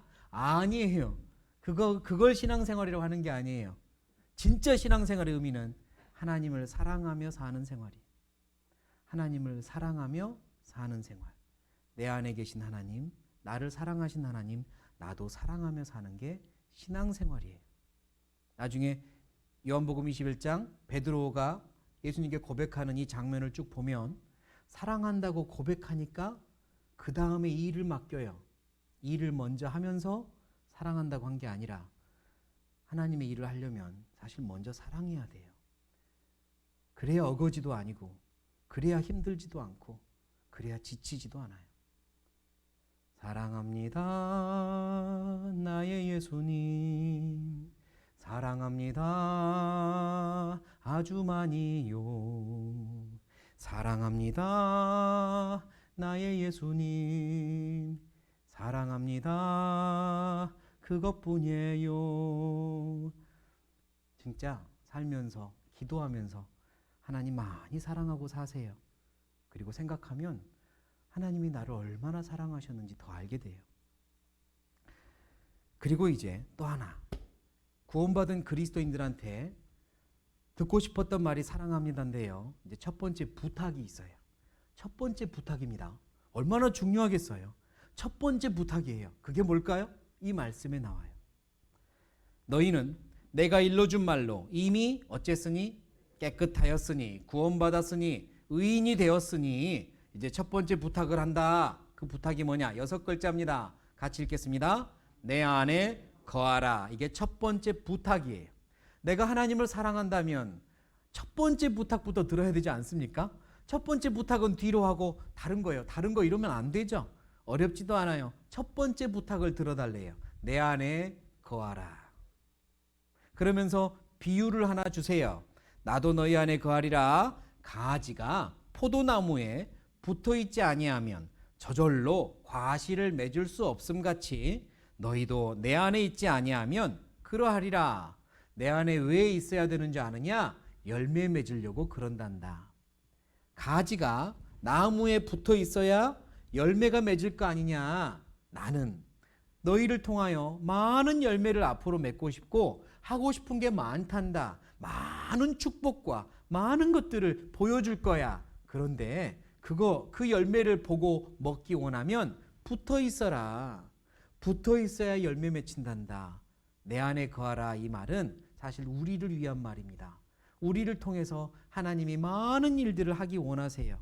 나의 사랑하는 사람들에게 이 구원의 복음을 전해서 함께 구원받는 것도 하기 원하시고 또 나의 많은 것들이 변하고 기뻐하고 행복하고 하나님의 일을 하고 그런 것들을 보기 원하세요. 그러려면 내 안에 거하라 그런 겁니다. 포도나무에다가 비유를 했죠. 포도나무가 있고 가지가 딱 붙어 있으면 열매를 맺는 거예요. 제가 사진 하나 보여줄 테니까요. 빠른 속도로 숫자를 세세요. 숫자를. 자, 사진 하나 보여줍니다. 빠른 속도로 셉니다. 자, 세세요. 자, 다 셌나 보겠습니다. 질문. 나무 몇 개 있던가요? 뭘 센 거예요 지금? 나무 몇 개 있던가요? 나무. 잘 못 봤습니까? 다시 보세요. 다시. 세세요. 나무 몇 개 있습니까? 다시 세세요. 나무 몇 개 있어요? 나무 한 개 있죠. 이 엄청난 포도나무 한 그루에 4천에서 5천 송이가 맺혔어요. 일반적으로 400개 맺히면 많이 맺히는데 훨씬 더 10배 많이 맺혔죠. 튼튼한 나무에 붙어 있으면 열매도 많이 맺혀요. 튼튼한 나무 예수님입니다. 예수님께 붙어 있으면 내 삶이 풍성해집니다. 많은 것들을 보게 될 거예요. 그러고 싶지 않으세요? 그래서 내 안에 거하라 하신 거예요. 가장 튼튼한 나무 예수님께 붙어 있어야 됩니다. 예수님께 붙어 있으려면요, 일단 예수님께 이렇게 해야 됩니다. 제가 읽어볼게요. 그러므로 너희가 그리스도 예수를 무엇으로 받았으니? 주로 받았으니 그 안에서 행하되, 아까 내 안에 거하라 그랬죠. 내 안에서 행하되 그 안에 뿌리를 박으며 세움을 입어 그랬어요. 하나님 안에 거하는 방법은 먼저 그분께 뿌리를 딱 내리는 거예요. 그리고 세움을 입는 거예요. 점점 세워지는 겁니다. 그게 하나님 안에 거하는 어떤 방법 순서예요. 너희가 그리스도 예수를 주로 받았으니 그랬습니다. 여기서 주자가 무슨 주자일까요? 집주자 아니에요. 무슨 주? 술주도 아니에요. 무슨 주? 주인 주자예요. 너희가 그리스도 예수를 주인으로 받았으니, 맞아요. 구원받을 때 예수님은 우리의, 이제 나중에 성경을 배우다 보면 주와 그리스도가 되셨어요. 우리를 구원하신 구세주가 되셨고요. 그리고 나서 나를 소유하신 소유주가 되세요. 무슨 주가 되신다고요? 소유주가 되세요. 제가 길을 가다가요, 이런 간판을 봤습니다. 깜짝 놀랐어요. 차를 타고 가는데 뭐라고 써 있죠? 소유주라고 돼 있잖아요. 우와, 깜짝 놀랐어요. 우와, 소유주라니? 그리스도인인가? 그랬거든요. 근데 지나가 보니 알겠더라고요. 뭐 같아요? 뭐 같아요? 주유소였어요. 주유소. 주유소인데 거꾸로 소유주라고 보인 거죠. 제가 그 다음부터 주유소를 볼 때마다 기분이 좋아요. 소유주라고 읽는 것 같아서. 하나님 생각나거든요. 하나님이 우리의 소유주입니다. 나를 구원하셨고 그 피로 나를 사셨어요. 이 컵 내가 사면 누구 거예요? 그때부터? 내 거예요. 그렇죠? 샀으니까. 하나님이 자기 피로 우리를 사셨어요. 그래서 나는 지금부터 누구 거예요? 하나님 거예요. 하나님이 나의 소유주입니다. 내 인생, 내 모든 것 하나님 거예요. 이제 하나님이 나한테 빌려주신 거예요. 잘 쓰고 천국에서 보자고. 너희가 그리스도 예수를 무엇으로 받았으니? 주로 받았으니. 이 말은요, 사실 이 안에 큰 의미가 들어있어요. 아무나 예수님을 주라고 부를 수 없어요. 누군가를 부르는 걸 호칭이라고 그러는데, 호칭. 어떤 호칭은 아무나 불러도 되는 호칭이 있어요. 예를 들면 여러분이 저를 목사님하고 부르지만 밖에 나가서도 제가 목사라는 걸 아는 사람들은 목사님하고 불러요. 그러면 제가 아니 우리 교회도 안 다니면서 목사라고 부르지 마세요. 이럴 수 있나요? 아니에요. 목사라는 호칭은 누구나 부르는 호칭이에요. 맞죠? 목사님, 뭐 선생님, 의사 선생님, 심지어 아주머니, 아저씨, 이것도 아무나 부르는 호칭이에요. 맞죠? 그런데 어떤 호칭은요, 자격이 없으면 부를 수 없는 호칭이 있어요. 자격이 있어야만 부르는 호칭이 있다니까요. 그게 뭘까? 자, 옆에 사람 한번 보세요. 옆에 사람. 옆에 사람 보면서 제가 시키는 대로 부릅니다. 엄마 해보세요. 다시 한번 합니다. 옆에 분 보시면서 여보 합니다. 예. 할 수 있는 분은 몇 명 안 되죠. 지금 당장은. 여보하고 부른다는 건 내가 뭐라는 뜻이에요? 네, 결혼한 배우자란 뜻이에요. 엄마, 아빠 부르는 건 내가 뭐라는 뜻이죠? 자식이란 뜻이에요. 자격이 없으면 못 불러요. 자식도 아닌데 엄마, 여보, 아내도 아닌데 여보 그러면 누구신데 그러세요? 이런단 말이에요. 하나님을 주님하고 부르는 건 자격이 있어야만 돼요. 구원받은 자격이요. 오직 거듭난 그리스도인 하나님의 자녀가 된 사람만 주님이라고 부를 수 있어요. 거듭난 그리스도인이 주님이라고 부를 때 그래 내 아들아 이렇게 대답하시는 거예요. 그러니까 너희가 그리스도 예수를 주로 받았으니 이 말은 구원받았으니 이 뜻이에요.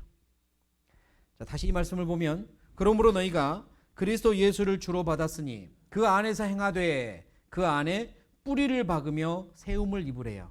뿌리를 내려야 돼요. 이게 매우 중요합니다. 뿌리 내려야 돼요. 뿌리 내리는 게 얼마나 중요한지 몰라요. 제가 예전에 시골에 있을 때요. 텃밭에서 배추를 한번 이렇게 심어봤어요. 배추 처음 심었거든요. 그때 이 농사를 처음 해본 거예요. 얼마나 신기했는지 몰라요. 씨를 뿌렸는데요. 물 주고 양분 주고 나니까 파릇파릇 싹이 돋는데 너무 신기했어요. 시간 지나니까 막 자라는데요. 너무 신기했어요. 시간만 나면 가서 봤어요. 그런데요. 이 잘 자라는 배추들 속에서 한 놈이 제 마음을 너무 아프게 하는 거예요. 한 놈이.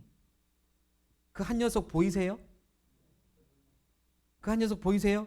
여기 이 녀석이요. 아니 똑같이 씨를 뿌렸는데요. 옆에 있는 애들은 잘 자라는데 혼자 안 자라는 거예요. 근데 마음이 그렇게 아프더라고요. 그래서 가서요. 말도 걸어보고 이유가 뭐냐 물어도 보고 말도 안 해주고요.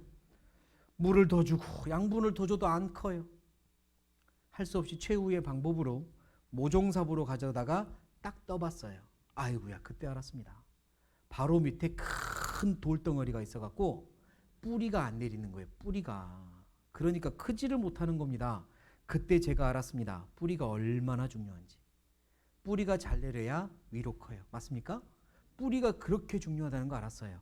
뿌리를 잘 내려야 돼요. 그래야 큽니다. 내 안에 거하라. 그 첫 번째는 뿌리 내리는 겁니다. 어디다가 내려야 될까요? 하나님이 계신 곳에다가. 하나님이 살아계시는 곳, 하나님이 역사하는 곳에 뿌리 내려야 돼요. 그래야 하나님의 열매가 맺는 거죠. 하나님이 계시는 곳에 뿌리 내리세요. 그렇다면 하나님이 계시는 곳이 어딜까? 하나님이 계시는 곳은 이런 곳입니다. 자, 이 사진도 한번 보세요. 자, 길을 걷다 보면 나무를 보게 되는데 가로수에다가 이렇게 버팀목을 세워놓는 거 보신 적 있으세요? 이 버팀목 왜 이렇게 해놨을까요? 보기 예쁘라고? 넘어지지 말라고. 맞죠? 넘어지지 말라고. 왜냐하면 이 나무는 본래 여기서 자란 나무가 아니라 산에 있던 나무를 뿌리째 이식한 거예요. 저쪽에 있는 나무를 뽑아가지고 여기다가 지금 옮겨 심은 거예요. 그래서 아직 이 땅에는 뿌리를 안 내린 거죠. 이 나무로 받치고 있지 않으면 큰 바람 불면 뿌리째 넘어가 버립니다. 그래서 받쳐줘요. 언제까지 받쳐주냐면 뿌리 잘 내릴 때까지. 뿌리 내리라고 버팀목이 있는 거예요. 뿌리 내리라고. 이쪽 나무 저쪽에 있던 땅에서 이쪽 땅으로 심겼으니 이제 여기다가 뿌리 잘 내려라. 뿌리 잘 내리고 잘 크자 이거예요. 이처럼 나를 버텨주는 버팀목이 있는 곳, 그곳에 뿌리 내려야 됩니다. 그럼 버팀목이 뭐냐? 나와 같은 생명을 가지고, 나와 같은 천국의 소망을 가지고, 나처럼 하나님을 아버지라 부르는 나의 영혼의 가족들, 형제 자매들, 그들이 나의 버팀목입니다. 그곳이 내가 뿌리 내려야 될 곳이죠. 내 버팀목이 어디 있습니까? 다시 한 번만 좌우를 한번 보실래요? 자, 내 버팀목 찾아보세요. 찾았습니까? 예, 옆에 계신 나의 형제 자매님들이 나의 버팀목이세요. 그분들 계신 곳에 뿌리 내리는 겁니다. 이분들과 함께 뿌리 내리고 자라는 거예요. 하나님이 이곳에서 역사하세요. 내가 여기서 뿌리 내리고 자랄 때 열매를 맺힙니다. 나도 역시 누군가의 버팀목입니다. 버팀목이란 잘 자라도록 도와주는 역할이지 긁어대고 상처내는 건 버팀목이 하는 일이 아니에요. 맞죠? 나는 버팀목이 돼줘야 돼요. 계속 보호해주고 보듬어주는 역할, 긁어내고 상처 주는 역할이 아니라 그런 버팀목이 많이 되어주시고요. 또 많이 필요합니다. 이 안에 뿌리 내리세요. 그걸 뭐라고 하냐면 따라해 보시죠. 교제. 그걸 교제라고 그럽니다. 너의 믿음의 교제가 우리 가운데 있는 선을 알게 하고 그리스도께 미치도록 무엇하느니라? 역사하느니라. 이 안에 있을 때 하나님을 점점점 닮아가도록 하나님이 도와주세요. 이 안에 계십시오. 이 안에. 그게 내 안에 거하라. 첫 번째 부탁이에요. 또 어디 안에 있어야 되느냐? 내가 있어야 될 곳이. 자, 이 사진 한번 보셔요. 좀 이상한 거 있지 않습니까? 뭐가 이상하세요? 호랑이가 이상하게 생겼어요? 호랑이가 개 젖을 물고 있는 건 어울리지 않죠. 예, 짐승의 왕이라고 하는 호랑이가 개 젖을 물고 있는 건 어울리지 않습니다. 호랑이는 누구 젖 물어야 돼요? 호랑이 젖 물어야죠. 맞습니다. 이게 어울리지 않아요. 우리는요, 그전에는 이 세상에서 만족을 찾고 위로도 찾고 기쁨도 찾고 그랬어요. 하나님이 없는 세상에서요. 그러나 하나님이 나의 아버지가 됐잖아요. 이제는 하나님이 나에게 기쁨도 주시고 위로도 주시고 그리고 힘도 주세요. 내가 젖을 물어야 되는 곳은 하나님이에요. 하나님의 젖이요. 하나님의 말씀이 있고 하나님이 공급하시는 은혜가 있는 곳, 그곳이 내가 있어야 될 곳이에요. 이전에는 하나님을 모르고 살았기 때문에 다른 쪽에서 젖을 물고 살았지만 이제는 하나님께 젖을 물어야 돼요. 그러면 어딜까요? 하나님의 말씀이 있는 곳, 하나님의 은혜가 있는 곳, 그곳 역시 교제예요. 그리고 교회예요. 어디에 거해야 되냐면 하나님의 교회 안에서 말씀 안에 있어야 돼요. 말씀을 계속 배우셔야 돼요. 그래서 이렇게 말합니다. 갓난 아이들 같이, 노란 부분 같이 읽겠습니다. 순전하고 신령한 젖을 사모하라. 이는 이로 말미암아 구원에 이르도록 자라게 하려 함이라. 자라야 돼요. 구원받은 사람답게 자라는 걸 구원에 이르도록 이렇게 말씀했어요. 구원받은 사람이 구원받은 사람답게 이제 사는 거예요. 구원에 이르도록 자라려면 젖이 필요해요. 하나님의 말씀이요. 말씀을 계속 배우셔야 돼요. 하나님이 역사하는 곳에서 배우셔요. 하나님이 살아있는 곳에서 배우세요. 그래야 나도 살아요. 말씀을 배울 때는 이런 마음이 필요합니다. 이러므로 우리가 하나님께 쉬지 않고 감사함은 너희가 우리에게 들은 바 하나님의 말씀을 어쩔 때에 받을 때 사람의 말로 아니하고 하나님의 말씀으로 어쩌미니 받음이니 진실로 그러하다. 하나님의 말씀은 듣는 거예요, 받는 거예요? 이 말씀을 보면 네? 받는 겁니다. 하나님의 말씀은 듣는 것보다는 받는다는 표현이 더 어울리는 것 같아요. 하나님의 말씀은 듣는 게 아니라 받는 거예요. 소중하게 받으세요. 마음으로 받으세요. 마치 상대방이 나한테 물풍선을 던지면 그냥 받으면 터져버리겠죠. 폭신하게 받는 것처럼 말씀도 그렇게 받는 거예요. 말씀을 들으러 올 때는요, 받을 준비하고 오세요. 마음 열고 하나님 저에게 말씀을 주세요. 제가 필요한 말씀을 주세요. 이래야 말씀을 받는 겁니다. 상대방을 사람의 말로 들으시면 평가만 해요. 아이고 오늘 말씀은 어떠네, 오늘 말씀은 어떠네 평가만 해요. 그거 아니거든요. 하나님께서 이런 제목으로 나에게 말씀을 주고 싶어서 또 이런 형식으로 말씀을 전하는 사람의 입술을 통해서 전하고, 이런 제목의 말씀을 주고 싶어서 또 이런 전도인의 입술을 통해서 전하고, 하나님이 선택해요. 그렇지만 중요한 건 하나님이 하고 싶은 말씀이에요.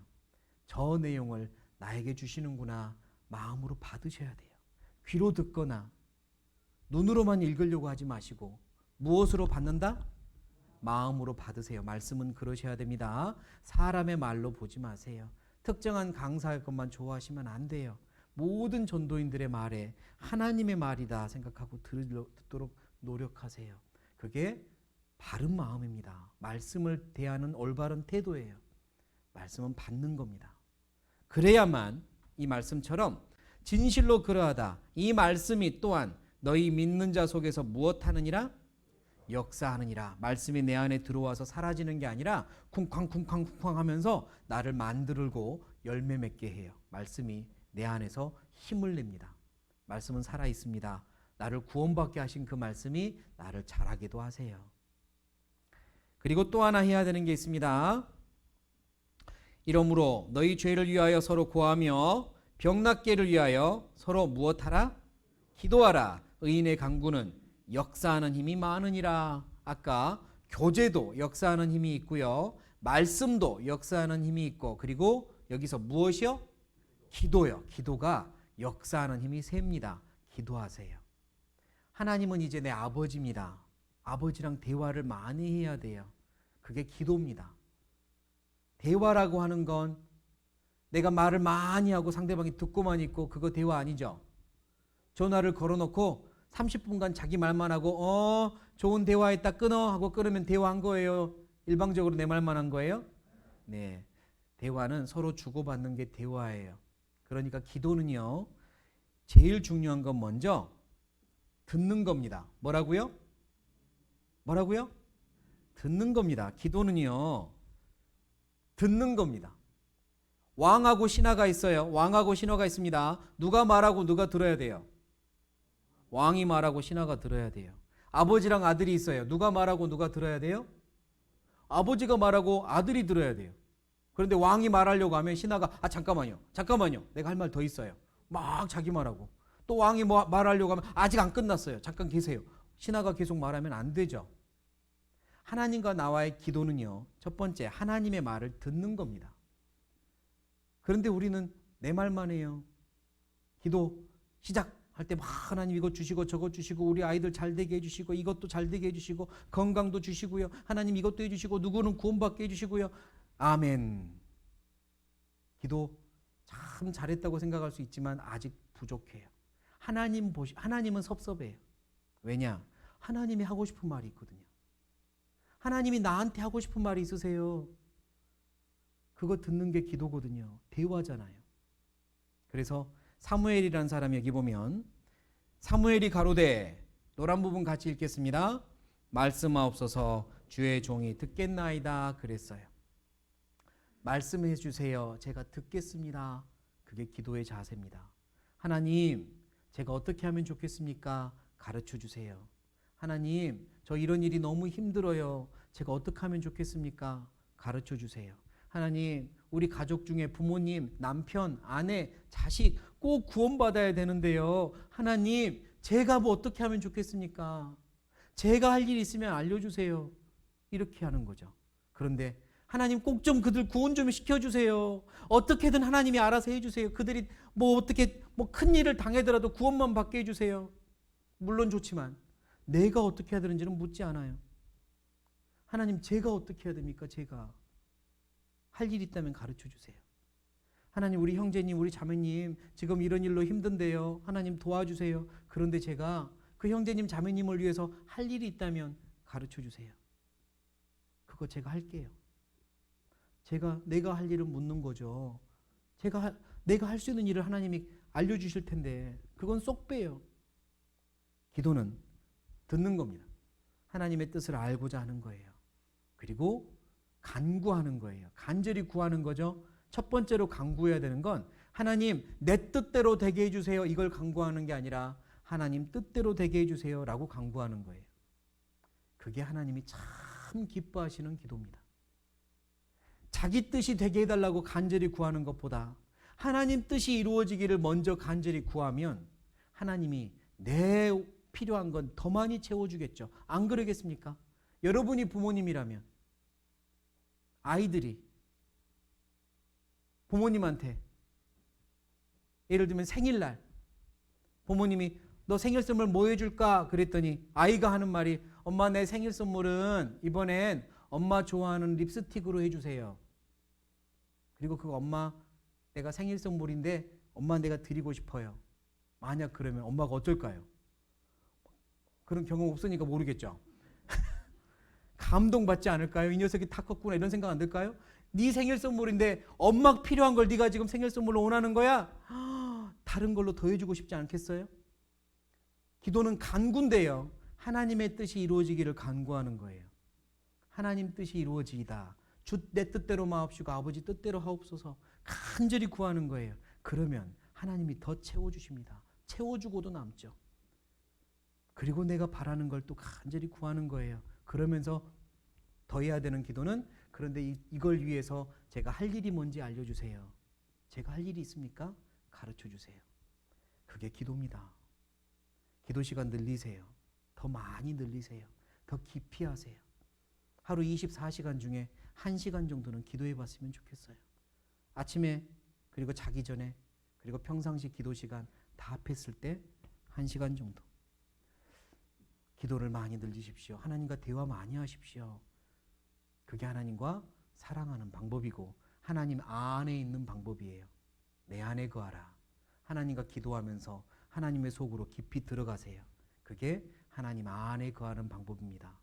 많은 열매가 맺힐 거예요.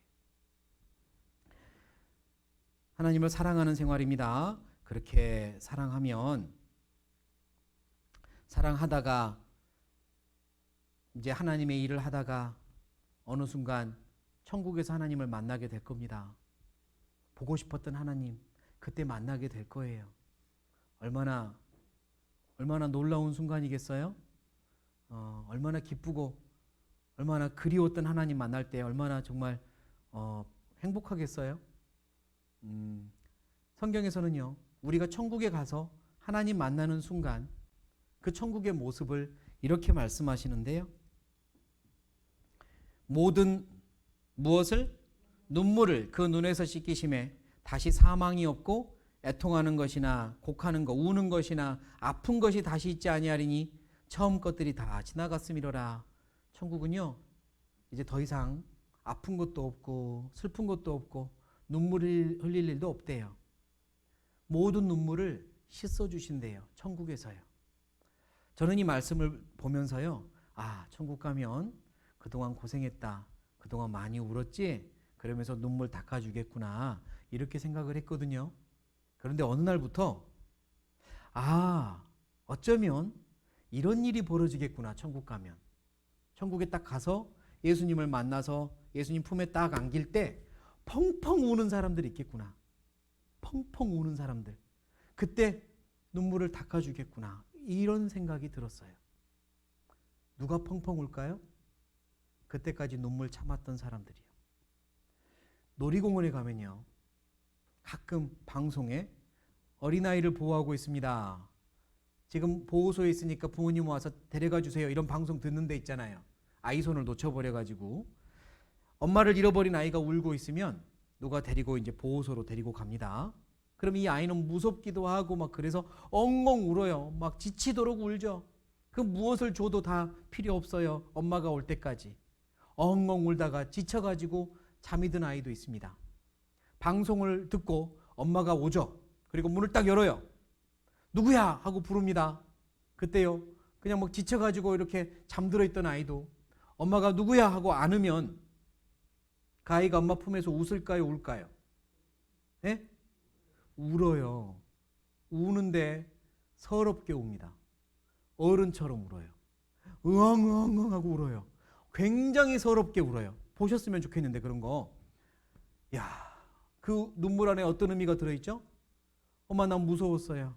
엄마 나 힘들었어요. 엄마 도대체 어디 갔던 거예요? 엄마 다시는 내 손 놓지 마요. 막 그동안의 서러움이 폭발하는 거예요. 엉엉 울어요. 천국에 가면요, 그렇게 울 그리스도인들 많을 겁니다. 그날만 기다리며 눈물을 삼켰던 사람들, 하나님을 너무 보고 싶어 했던 분들은 그날 많이 울 거예요. 그리고 하나님은 눈물 닦아주겠죠. 고생했다. 나 다 안다. 이러시면서. 그러나 그날 흘릴 눈물이 없을 사람도 있습니다. 하나님을 보고 싶은 마음이 별로 없이 살았거든요. 그리움 별로 없었고 구원받은 건 확실하지만 그냥 여전히 변화되지 않고 살았거든요. 천국 앞에 갔을 때는 그 반가움과 그리움의 눈물이 아니라 어쩌면 후회의 눈물을 흘릴지도 모르죠. 그날 천국이 우리에게 있습니다. 반드시 있습니다. 약 2000년 전에 이 땅에 오셔서 나를 위해 죽어주신 예수님, 그분이 사실인 것처럼 나를 위해 오실 예수님이 사실입니다. 나를 위해 피 흘리셨고 그 피가 내 영혼을, 내 모든 죄를 용서하셨다는 걸 믿는 게 사실인 것처럼 나를 위해 다시 오실 예수님, 천국에서 주님을 보게 될 거를 사실로 믿고 사는 게 신앙입니다. 그게 현실이 되어야 해요. 다시 보실 예수님, 다시 만날 예수님, 그걸 바라보며 사는 그 소망이 현실이 되어야 해요. 멀리 있는 미래, 언젠간 오겠지, 이런 것 말고 지금도 내가 피부로 느끼는 현실이 되어야 해요. 그래야 소망 가지고 승리하며 사는 겁니다. 예를 들어 볼까요? 기차를 타려고 기차역에 기다리고 있습니다. 기차역에 기다리고 있는데 저기서 안내 방송이 나와요. 5분 후에 기차가 도착합니다. 그랬어요. 5분 후에 기차가 도착한대요. 사람 따라 반응이 달라요. 5분 후에 기차가 도착한다는 이야기를 들은 순간 이제 기차가 오는 게 현실이 되어서 짐 싸고 준비하는 사람들이 있어요. 5분 후에 온다고 했지만 지금부터 현실이 된 겁니다. 그러니까 준비하고 기차 탈 준비하는 거죠. 애들도 어디 있어? 빨리 와! 이러고요. 그런데 5분 후에 기차가 도착합니다 했는데도 여전히 아무 준비도 안 하고 있는 사람이 있을 거예요. 아직 눈앞에 안 보이니까. 그 사람한텐 5분 후에 기차가 도착한다고 안내방상이 왔어도 현실이 아닌 거예요. 그런데 지혜로운 건 5분 후에 기차가 도착합니다. 이제 막 전 역을 출발했습니다. 그러면 준비하는 게 지혜롭지 않습니까? 왜? 그때부터는 현실이 돼야죠. 우리가 성경을 왜 배웁니까? 예수님 오실 때가 너무 가깝다는 걸 알기 위해서도 배웁니다. 주님 오실 날이 매우 가깝습니다. 현실이 되어야 합니다. 이제 금방 오신다. 준비하고 살자. 준비하고 살자. 주님 만날 거 기다리며 살자. 그게 신앙생활 아니겠습니까? 그런 마음으로 살았으면 좋겠어요. 아무리 힘들고 어려워도 나를 사랑하신 주님, 나도 사랑하며 나와 함께 하신 주님 의지하며 그리고 나를 위해 다시 오실 주님 기다리며 그분을 사랑하며 사는 게 신앙생활입니다. 성경은 하나님과 나와의 사랑 이야기예요. 나를 사랑하신 하나님이 나를 창조했고 나를 위해 구원 계획 세우셨고 이 땅에 오셔서 구원을 완성하셨고 나에게 이 구원을 주셨어요. 이제 나도 하나님을 사랑하며 사는 것, 이게 성경을 더욱더 실천하며 사는 생활입니다. 내가 어떻게 살아야 되는가 앞으로도 계속 배워나가시길 바랍니다. 하나님을 사랑하며 삽시다. 감사하며 남은 생에 함께 살았으면 좋겠습니다. 같이 기도하겠습니다.